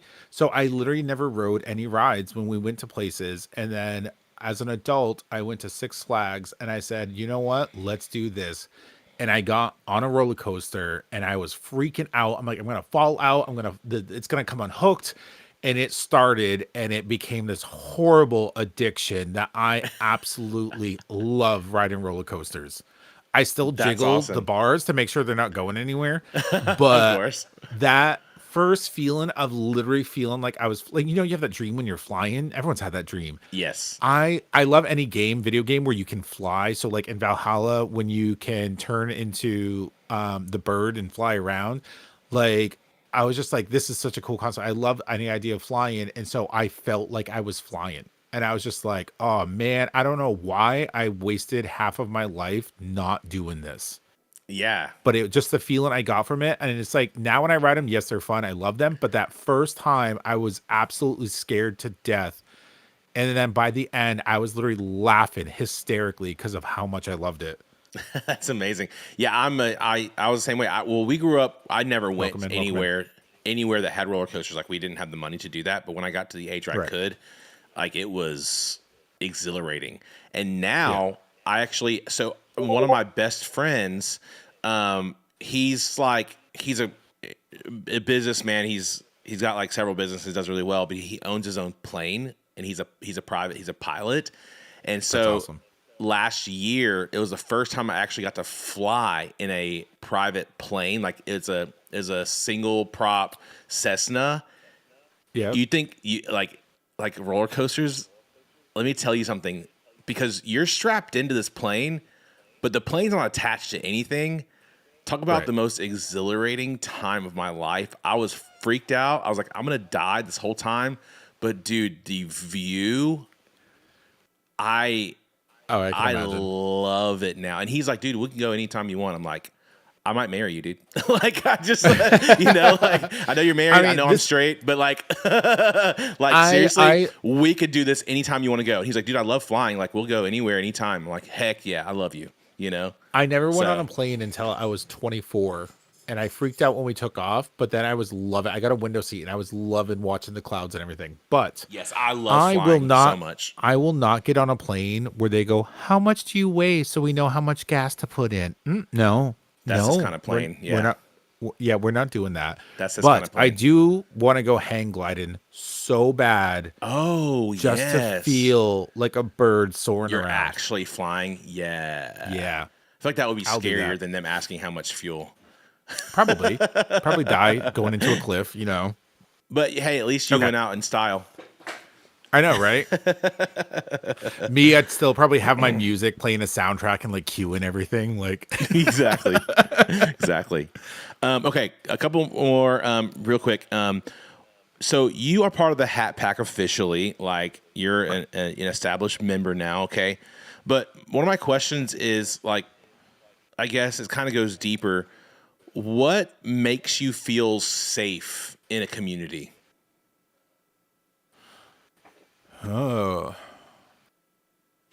like So in people any kinda know, community or like, Yeah, like I guess any community, but like so people. The goal for this is like people get to know who you are and like Right. kind of your vibe and stuff, all those things. But like, what makes you feel safe when you're in any community? sharing sharing life experience. Okay. I I think that part of that comes from my culture. You know what I mean? Because we share a lot of our life experience with each other, and that's how we teach each other about life.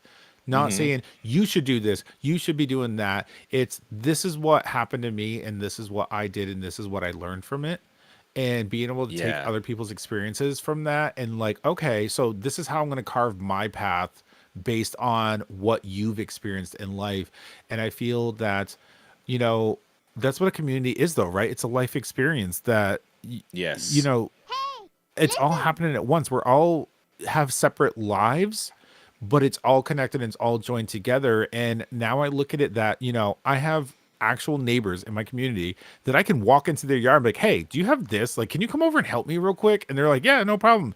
But then I have other neighbors that won't even talk to us because they Yeah. moved in 5 years ago. And it's like, so is this a community anymore? And I think when I moved back to my reserve, that's why I loved it so much. Because I walked in like, oh, where's your mom? You're Wanda's son. And I never had that in my life. You know, Yeah. there's only like 5,000 members. Most of us are related. But that sense of community, I was like, oh, but it was sharing those life experiences and actually sharing events and things that go on. And I mean, you're doing that right now. We're doing that right now, literally, with Yeah, this, yeah. you know, chatting. That's the goal. Yeah.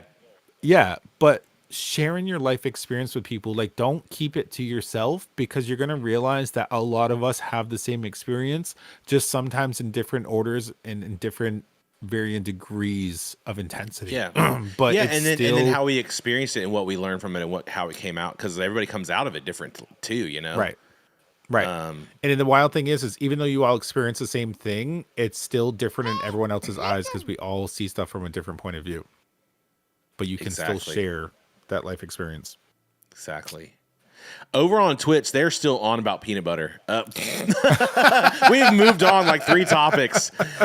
Have you tried chunky peanut butter with Chinese food, specifically chow mein? Isn't like Thai food like kind of peanut buttery? Yeah, and like pad it has Thai. like a- Pad Thai has peanut butter yeah, to it. yeah, which is peanuts. delicious. 100% yes, peanut butter goes with everything. I also add it to pretty much any Asian food. Okay, look, can we get past the peanut butter? That's so funny. Peanut butter jelly time. Where you at? Where you at? All right. What kind of friend are you at your best? At my best, Yeah, what kind of friend are you? I'll throw hands if I need to. Let's go. I'm definitely the protector of my friends. I'm the big dude. I'm the one that leads the group. I'm the one that pushes my way through a crowd so that my shorter friends can get through. Yes. Totally get that. But also, like, I'm that friend that I remember their favorite food or how they take their coffee, and like don't even have to be like, hey, do you want to go for this? I'll just show up and be like, here's your favorite burger from Burger King, the way you eat it. Like, let's go watch a movie. That's awesome. Yeah. I might not call you for 3 weeks because I forget you exist, but when I see you, I'll bring you your favorite food. How do you not have a partner yet? That makes no sense to me. Probably makes no sense to you don't too. but- know. I found out recently from somebody that I went on a date with. They said, you know, a lot of people, because there's a local place I go for karaoke, and they said, you know, a lot of people want to talk to you, but they're intimidated. And I was like, what? And they're like, well, Really? first of all, you're the door guy for special events, so you're the bouncer. They said, but you're usually just standing with a few different people, but we literally were too afraid to talk to you for like 8 months. And I was like, okay. So All now right. my best friend, Interesting. he'll literally yell pineapple from across the room when a guy's flirting with me because I don't recognize it. So if a guy's talking to me, he funny. walks by, he's like pineapple, pineapple, pineapple, So, pineapple. but it's and I'm more like, of a, but it's more of like a romantically intimidating, because I did not feel that from you. I felt very I feel like you're very welcoming and approachable. Like that's the way. I mean, it was really easy to like feel like, you know, I could talk to you about anything. You know, like I don't feel like it was. I get that a lot. So I don't I understand think that, I think it guess. is a romantic thing. The other Okay, thing too is okay. my best friend is with me all the time. That people confuse us as a couple, and we have to tell them that we're not. And they're just like, we always thought you were a couple. So like when we go places, he like literally pushes me away. He's like, go away. He's like, there's a cute man. And I'm like, all right, bye. And I have to like go to the other side of the bar. Knox But has yeah, a good point. Yeah, Knox said you have the same personality, so it's easy for you guys to talk to someone that has the same type of personality as you. I guess that kind of makes sense. Yeah. Yeah, I'm just a little more vulgar than Matt is on my lives. A little? A little. Yeah. I don't know, but yeah, but I'll be honest with you. You're as far like when I've been on your lives now, unless you clean it up whenever you see my name, but like you're tasteful in it though. It's not like vulgar just for the sake of being vulgar. I don't feel like you are anyway. So there's a difference there. Yeah. I mean, I still haven't played one certain song for you about church yet, but I'll wait till you're in there. That'd be okay. That's funny. But yeah. All right, one last question before we move on to the rapid fire stuff. Let's go. What do you appreciate most about the Hat Pack vibe? You. I love everything you do, man. That's sweet, but you don't have to do like. I'm not trying to butter you up, but you. Okay, so this is the way I look at stuff. I go into people's streams that have less followers than me, and I love what they do, and I talk to them. They interact with me. I like send heart me. I'll send them gifts all the time. I re-gifts the gifts you give me. You know, my friend Tangerine gives me. And then there's other people I go in there and like, hi, welcome in. Yep, thanks for the gift. Thanks for the follow. And they never once look at the names. I'm like, oh, okay. And then there's the point of being like other streamers like, hey, I haven't seen you in here for a while. Welcome in. Like, it's nice to see you. How you been? You know all of your people. You talk to us like you're our friend. I mean, I do consider you a friend. Me and you talk besides off stream. You know what I mean? We game together. You're going to make me cry, dude. You're the one that's supposed to be crying, not me. That there is a difference in there. Like, you know our stories. You ask us about stuff. You talk to us. Like when I first messaged you about what was going on that night, where I said something about I was freaking out, and you messaged me right back, and you were like, "What's wrong? Like, are you okay?" Like, you're that genuine concern and wanting to know people is what I love about the Hat Pack. You know what I mean? Like, you want to know your viewers, and you make them your family. And to me, that's what I love. That I will literally leave somebody else's live and come watch yours. Well, thank you. I appreciate that. I'm genuinely like, I'll tell you, like my biggest fear right now, even though I know it'll be great, but like my biggest fear is that this is going to be so big that I can't do that anymore. And yeah, I don't think you're going to have that problem. There's a part of me that wanted to get that big so I can make this a viable, income. But like at the same time, I'm so worried because I see other streamers that blow up, and it gets to that point where like they're not as in touch. That's why no matter what, I'm going to keep the Hatter Chatter going. Doesn't matter how big I get, because I think this will help keep it feeling small. Yeah. Because that is my biggest fear. Because I hate it when. Okay, I'll get into a deep discussion about myself. For a very, very long time, I was the person that was constantly unseen. Yeah. And even in like churches and stuff, I had to deconstruct a lot of that stuff, because even in church. Sorry, it's been a couple hours. It is time. It is time. Yeah. I love it. But like I felt like the person that was like, I've always kind of like been chubbier. Like chubbier people get overlooked, and like, I was a big kid too. I'd always felt like unseen, uncared for. Like I come into a room and nobody was like, "Oh my gosh, there's Matt," and that's why I'm like, I'm the kind of person that's like, okay, here, leadership advice: be a leader that says, "There you are," not "Here I am." Like, be the leader that whenever you walk into a room, you say, "Oh, there you guys are," not "Here I am." Like, and I feel like that life experience has led me to that place of like when somebody comes in, I'm like, "Oh, there you are." Like, I've been missing you. Like, I've been wanting to see. I've been wanting to connect with you. I've been wanting to talk.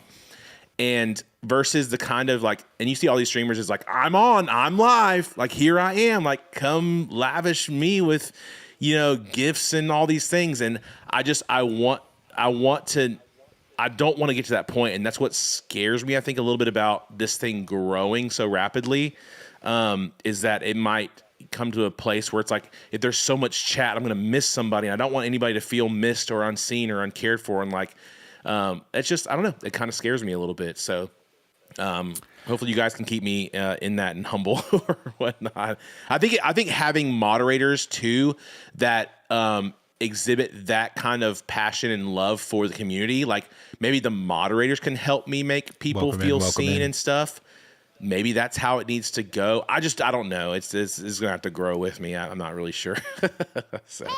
I like I said, I will call people out on their BS whenever it needs to be. So if you ever get to the point that you're too big, I'll be like, reality check, bud. Yeah. Trust me. I appreciate that. Well, please do that. Yeah, I need that. Or you'll see a huge in big capital letters like, answer my question. Well, I think I told you from day one when I came into your streams, I said that you were going somewheres because of how genuine you are, and that you're going to be unstoppable. You really are, and I honestly don't see you get into the point where you don't know who your viewers are because you're such a curious person and you're so outgoing that I don't see that happening for you. Dude, well, I appreciate you saying that. You're gonna keep that means up the with world it. to me. That means the absolute world to me. Is this like the longest? Is this the longest chatter you've ever done? 100%. 100%. Yeah, absolutely. This is absolutely the longest one. All right, let's do some rapid fire because I got to go to bed soon because I'm starting my 12-hour. I know. I want to play 7 some games. I don't go to work tomorrow, so you don't. Okay, well then come hang out on my stream at least. Yeah, I need to because I'm starting my stream at 7 a.m. and streaming till 7 p.m. So I'm actually really worried about that too because I've never done 12 hours and I'm already feeling a little kind of like sicky, like sinusy. I'm worried about talking for 12 hours straight. So, all right, let's do some rapid fire. Any questions? People get to know you a little bit more, and then we'll kind of end this thing up. Coffee or tea? Coffee. Sweet or salty? Sweet. Are you an early bird or night owl? I feel like I know the answer to this one. Night owl. Yeah. Okay. Are you a texting or calling person? Colin. Yeah. I love it. I can't say my INGs. Colin. Okay, you want to know real quick? You want to know why? Because my tonsils are too big and my uvula drags on my tongue. I have to have them removed, and my tongue's too big for my mouth. Yeah, so the G doesn't go. It just I have to be like calling. It doesn't work. Interesting. Yeah. No questions. Got it. Okay, Knox. Yeah. It's baking. Yeah. Planning it or winging it? I'm just kidding. It's planning or wing it. Winging it. Are you, well, I'm not going to ask that one because you already answered that question. Are you a big group or one-on-one? I feel like you're more one-on-one, but I could be wrong. No, big group. Really? You're a big group? Yeah. Yeah, I think because I was an entertainer and a drag queen that I thrive more in a bigger group, but usually because I'm the loudest person in the room. Gotcha. Because I remember one-on-one, you said that I can be whenever you were a awkward kid, you hated like groups and stuff, so you needed. Yeah, I was kind of a loner, and then it's like I never want to be that again. Even though like this, I'm always in this room, but I'm still like talking to people online nonstop. You know what I mean? Like yeah. Okay. Yeah. All right. You could put me in front of a group of 5,000 people with a microphone, and I'd have them all cheering and like laughing and joking with me. Like, it doesn't bother me. I love it. City day or stay at home day? City day. Okay. Mountains or ocean? Ooh, mountains. Yeah, I'm the same. Comedy or true crime? Comedy. Pancakes or waffles? Waffles with raspberries and whipped cream. Specifics. Yes. Cats or dogs? You have dogs. Yeah, you have dogs, right? I think I've seen your dog kind of roaming around in the back. Yeah, there's two. There's one. Oh, there they are. Oh, there's the other one. Yeah. Hi, bye-bye. Aw. They were just waiting for you to call them out. Yeah, dude, whenever I end my live, they instantly jump up and like, yeah! I had a pup cam for a while where people could watch them. Okay, do you not have it anymore? So I do set it up sometimes. That's awesome. Just not tonight. Do you recharge by introverted activities or extroverted activities? Like what recharges you? introverted. Introverted. What Sci-fi movies sci-fi movies? or Nice. Marvel for like a whole day, nonstop, like Marvel after Marvel after Marvel. Oh my! So me and my kids are actually watching through chronologically the Marvel movies. I'm super. It's so fun. That's so awesome. We're having a little bit of a hard time though because my middle child gets scared easily, but we're doing our best, right? I'm like, hey, just skip this part. We'll just skip forward. It's like when your parents would skip forward when. Well, you it's just like gotta like I know. It's like when your parents would skip forward during like a sex scene or something like that. oh yeah. They just like cover your eyes. Yeah, cover your eyes. That was Titanic for me. I can't tell you how many times I replayed it anyway without them knowing. Anyway,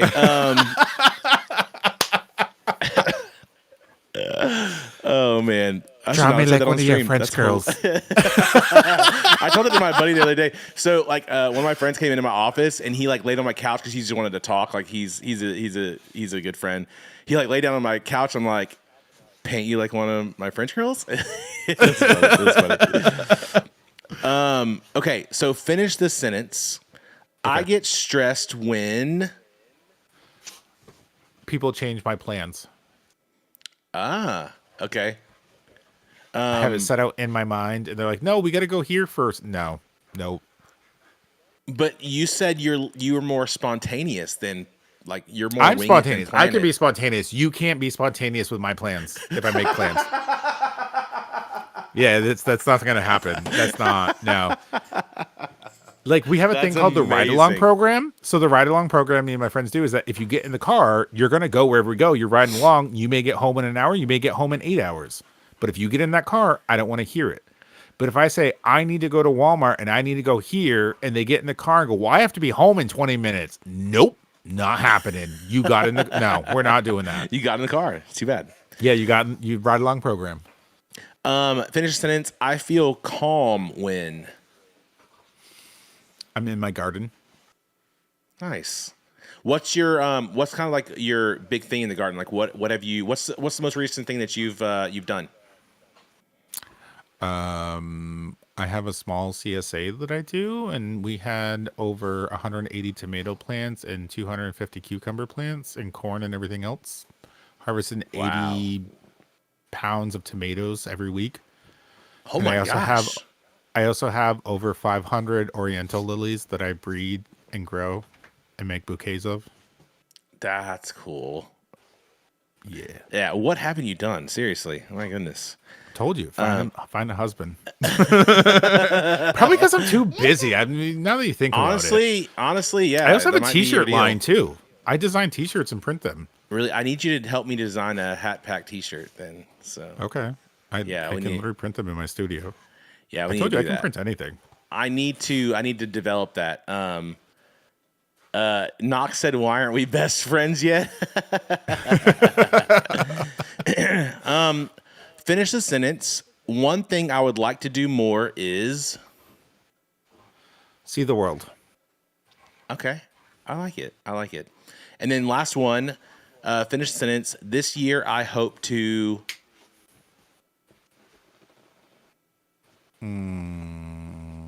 Get a car. Get a I haven't had car. a car in 2 years. Yeah. Really? We actually, my car died 2 years ago, and I had one from a friend, and then she passed away, so I lost that one, and then I got injured. So, yeah, we actually tried to fix it today. We found out the engine is completely smoked, and Oh yeah, man, that Yeah. sucks. so I literally Jeez. have been without a car for 2 years, and I Well, still manage to run a business. Yeah, I don't know how you do that. So we set up a GoFundMe for Megan to get a new car. Maybe it's time. Maybe I honestly think I might do a streamathon this weekend to literally raise money to get an engine for my car. That's actually Being a out great of work, idea. being out of work for 9 months did not help that situation at all. Oh, absolutely. When you run a business and you can't even like open your business, yeah. Yeah, and you Yeah, can't get absolutely. unemployment because you're self-employed. Oh my gosh, I didn't think about that. Yeah, That's wild. I literally survived on the generosity of my friends. Some of my friends 1 month would pay my cell phone bill Other ones brought me groceries. Other ones bought my dog food. Like, yeah. And then the rest was my mother. Basically, she bought like great some of the medical friends. devices and stuff. Yeah. You have great friends. Okay. Closing question. Okay. What's actually, hang on one second. I wrote this one down, but I don't know that that's the one that I want to ask you.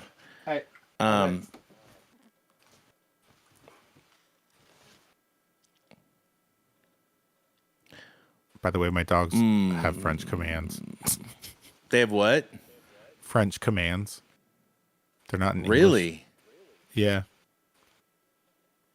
Like what? Like so what are some of the commands? You Yeah, taught them see? these? Yeah.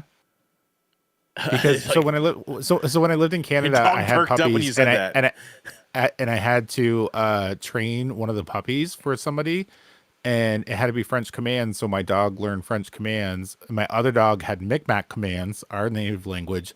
So when I got this older dog as a puppy, she learned French commands. So both my dogs, like, you'll be like, "Viens ici," like, "Tout de suite," So like, "Come you here know now." French also? A little bit. I gotta get out more. I was speaking to French and arc raiders Hey, to some Sazzy. guy, and I was like, "Where are you from?" He's like, "Montreal." I'm like, "I love St. Catherine Street." I'm like, "Comment ça va?" He's like, "Ça va." I'm like, "Oh, et bien, bien." And he's like, "Oh," I'm like, "Oh, bonjour." And he's like, "Bonjour." He's like, that was wild, dude." He's like, "I didn't expect that one," but I could tell from his accent that he's from Canada. I took 1 year of French and moved on. We were required to. Listen, if you want to date Frenchmen in Canada, you need to learn to speak it. Well, I don't, but if you want my honest answer, Okay. that's awesome. That's awesome. What was the last All right. question? What's something you want people to remember about you after this episode? When they drop into your stream, like, what do you want people to remember about you? That I still have the best voice on TikTok. That's true. No. Very true. I don't know. Hopefully that I just made them laugh and I made their day better. Maybe my music brought back some core memories. Yeah. And I for them think to it does realize do that not everyone in Arc Raiders is mean. Yeah, for sure. All right, last question. If you could tell your younger self one sentence, what would you say?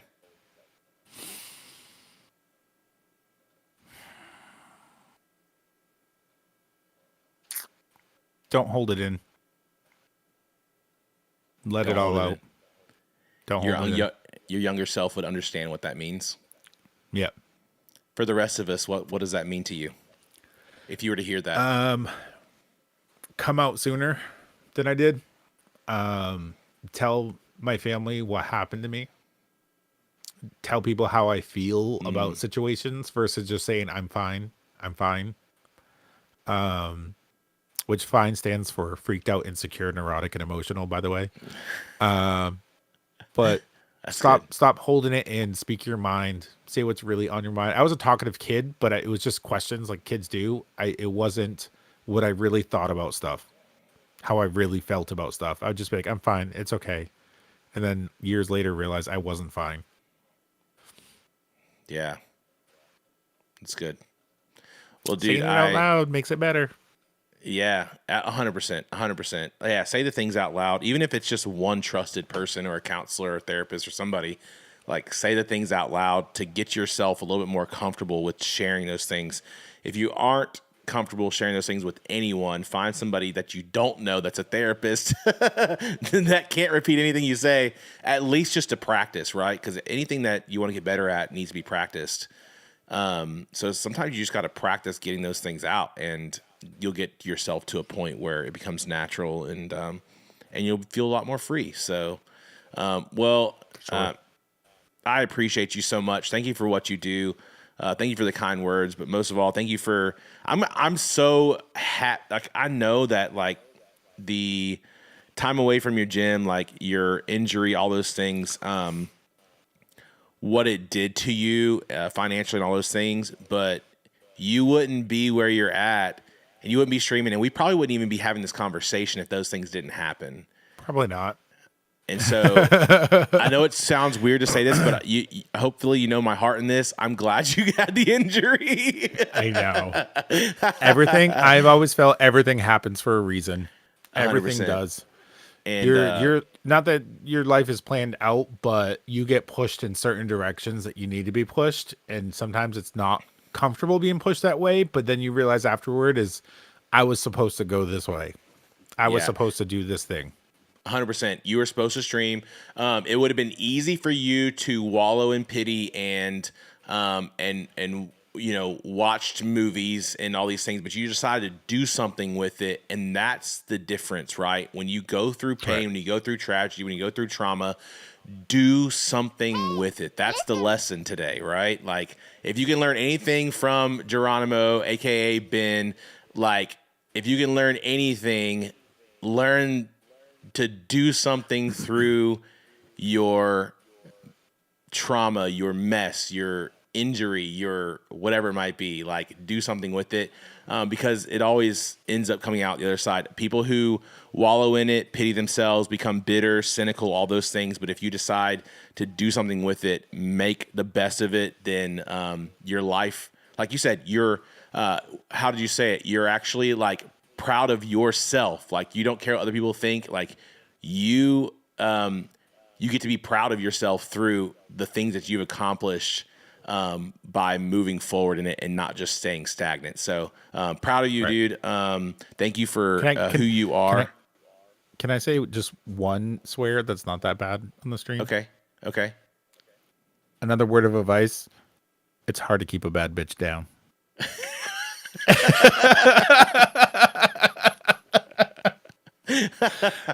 That's right. Well, I did put 18 plus, so I think we're good. Yeah. That's funny. That's awesome. Dude, this was awesome. Thank you so much. Yeah, this was so much fun. I got to do it again for sure. But I hope you have a great night. Thank you for coming on here and hanging out with me Yes. and dealing with my my crazy questions and all those things. But I had an absolute blast, and I really appreciate you. Thanks for I being a appreciate great you, man. streamer. Thanks for being an incredible support to this stream and the Hat Pack. And I know that we'll see more of you to come. Yeah. Hey, by the way, tomorrow, are you gaming tomorrow? Yes. So I'm trying to figure out. Actually, I don't have a really great like rubric for what I'm doing tomorrow. I'm going to be playing. I'm thinking I'm going to be playing Arc Raiders primarily in the morning. I think Spazzy and I and probably Clutch are going to do our normal trio thing that we do on Fridays. But typically Clutch kind of exits and continues doing his own thing because I think he streams other people as well. So me and Spazzy may continue if you want to join me and Spazzy tomorrow morning. I think tomorrow afternoon. I may swap over to Crimson Desert. I don't know yet. I know I got to buy that and download it too. 'Cause I It can't looks today. great. I saw Clutch playing it earlier and it looked awesome. So just give me a heads up in the morning if you guys want to run something. I'll hop in with you whenever. Okay. I'm not doing much tomorrow, so Yeah, you get to be off tomorrow, which I'm off on Fridays typically. That's why I stream on Fridays more during the day. So well, I'm pumped about it. I have one class, but most of the day that's only at 6 p.m. It's an hour long and that's it. But Oh, and then there you I don't work for a week and a half, 2 weeks, 2 weeks, 2 weeks. Yeah, Really? yeah. Because What's I have an event coming up. I have a powwow event coming up, and so I blocked off my weekend. And I only Oh. teach every other weekend. So because I blocked it off, it gave me 2 weeks off from work. Do I'll you be have making other money. I have a instructors? couch to reupholster. Nope, just me. I actually have a training program that we're starting that I have a bunch of instructors that are going to get certified and start teaching for me. So I can just be sitting there racking in the money, sitting on my Heck butt yeah. playing video Yeah, games. You need some mailbox money while you're dude, getting this streaming thing going. So that's the whole reason Yeah. I got into credit card processing with my IT company because it's like I can set up credit card processing once and not really ever think about it again. And so Right. and it's incredibly helpful to my family financially. And I don't have to really I have to do support calls every once in a while, but typically I just like help to get them on support with our support line. And they kind of figure it out, and I'm just there. I don't really have to do a whole Yeah, lot of work. I though, do so. everything for my business. I'm the one that runs the website. I'm the one that fixes stuff. I'm the one that like does process refunds and reschedule and everything else. Like, Yeah, that's how my that's- IT company is. I get it, man. Being a small business owner is Yeah. tough. Yeah. So, anyway, love you, man. Thank you so much for hanging Love out you. with me. Have a good yeah, night. I'll talk to you tomorrow. All right, sounds good. All right, later. Later. Woo, man. Let's close this because then you guys can see all the things. Let's move back to this. Wow. I just love Geronimo. Geronimo's great. The voice of an angel and of a DJ. One thing that I know about Geronimo, just from the very little time that I've spent with him, is just he's got such a huge heart. Like, I wanted to use the word beautiful soul, but I feel like that's kind of like, I don't know, cliche or cheesy or whatever. But like Geronimo really does, like, I feel like he's the kind of person like you could just reach out to. So if anybody like just needs somebody to talk to, I feel like you could just reach out to Geronimo and he won't BS you. He won't just like, beat around the bush with stuff. But he'll also you'll actually feel like he cares because he actually does, So I appreciate Geronimo. I appreciate everything that he brings to the streaming community. And his content's great. So make sure you guys follow him. I promise you won't be disappointed in watching him. So go follow Geronimo Wasp FM. Somebody put in chat earlier, I think. So go follow him. I promise you it'll be a blasty blast. Thank you all so much for being here with me tonight. It is 10:49. That was a 2-hour conversation, you guys. That's crazy. I did not feel like 2 hours. I don't know about you guys. It did not feel like 2 hours.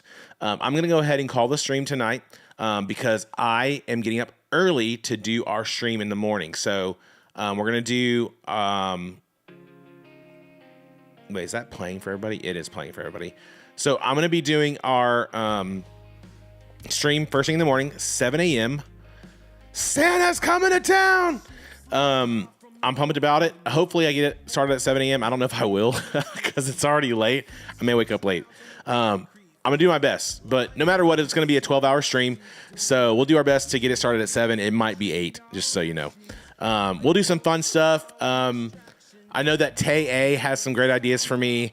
I think I'm going to eat like probably more cottage cheese than I ever have in my life in one stream. I'm probably going to eat like a spoon of cottage cheese every time somebody gifts a Galaxy or something crazy like that. I don't know. We'll see what happens. But anyway, I'm super pumped about it. First 12-hour stream ever, so I'm really excited. We'll see how it goes. Hopefully my voice holds up. If not, it'll just be a silent stream. I work at 8. Please wait for me if you sing. I'm sure I'll be singing all day tomorrow. So anyway, I got to tell you guys, I love you so much. Thank you so much for hanging out with me tonight. And Geronimo. Thank you, Geronimo, for the great conversation. There was not a boring part. There was no single boring part of that entire conversation. I didn't even realize it was 2 hours until we just closed it out. So love you, Nox. Thank you so much. Artemis, thank you so much for being here. Explorer. Love you guys. Iron Viper, I see you in there too. Megan, Solid Fury, Mark, Matt, Cobra. I love you guys. Y'all have a great night. I will see you guys in the morning. If you're part of the Hat Pack, you know what we do next. Go ahead and grab your hat or salute or whatever you want to do. Silence is unacceptable. That's funny. I'll do my best to make sure my voice is in tip-top shape. I'll probably have to get some like voice tea or something. Hat Pack. That's right. Put it in there. Put your hats in the chat. Put your hats in the chat, everybody. Put your salutes in the chat. See y'all in the morning. I love you so much. Have a great night. Hat Pack out.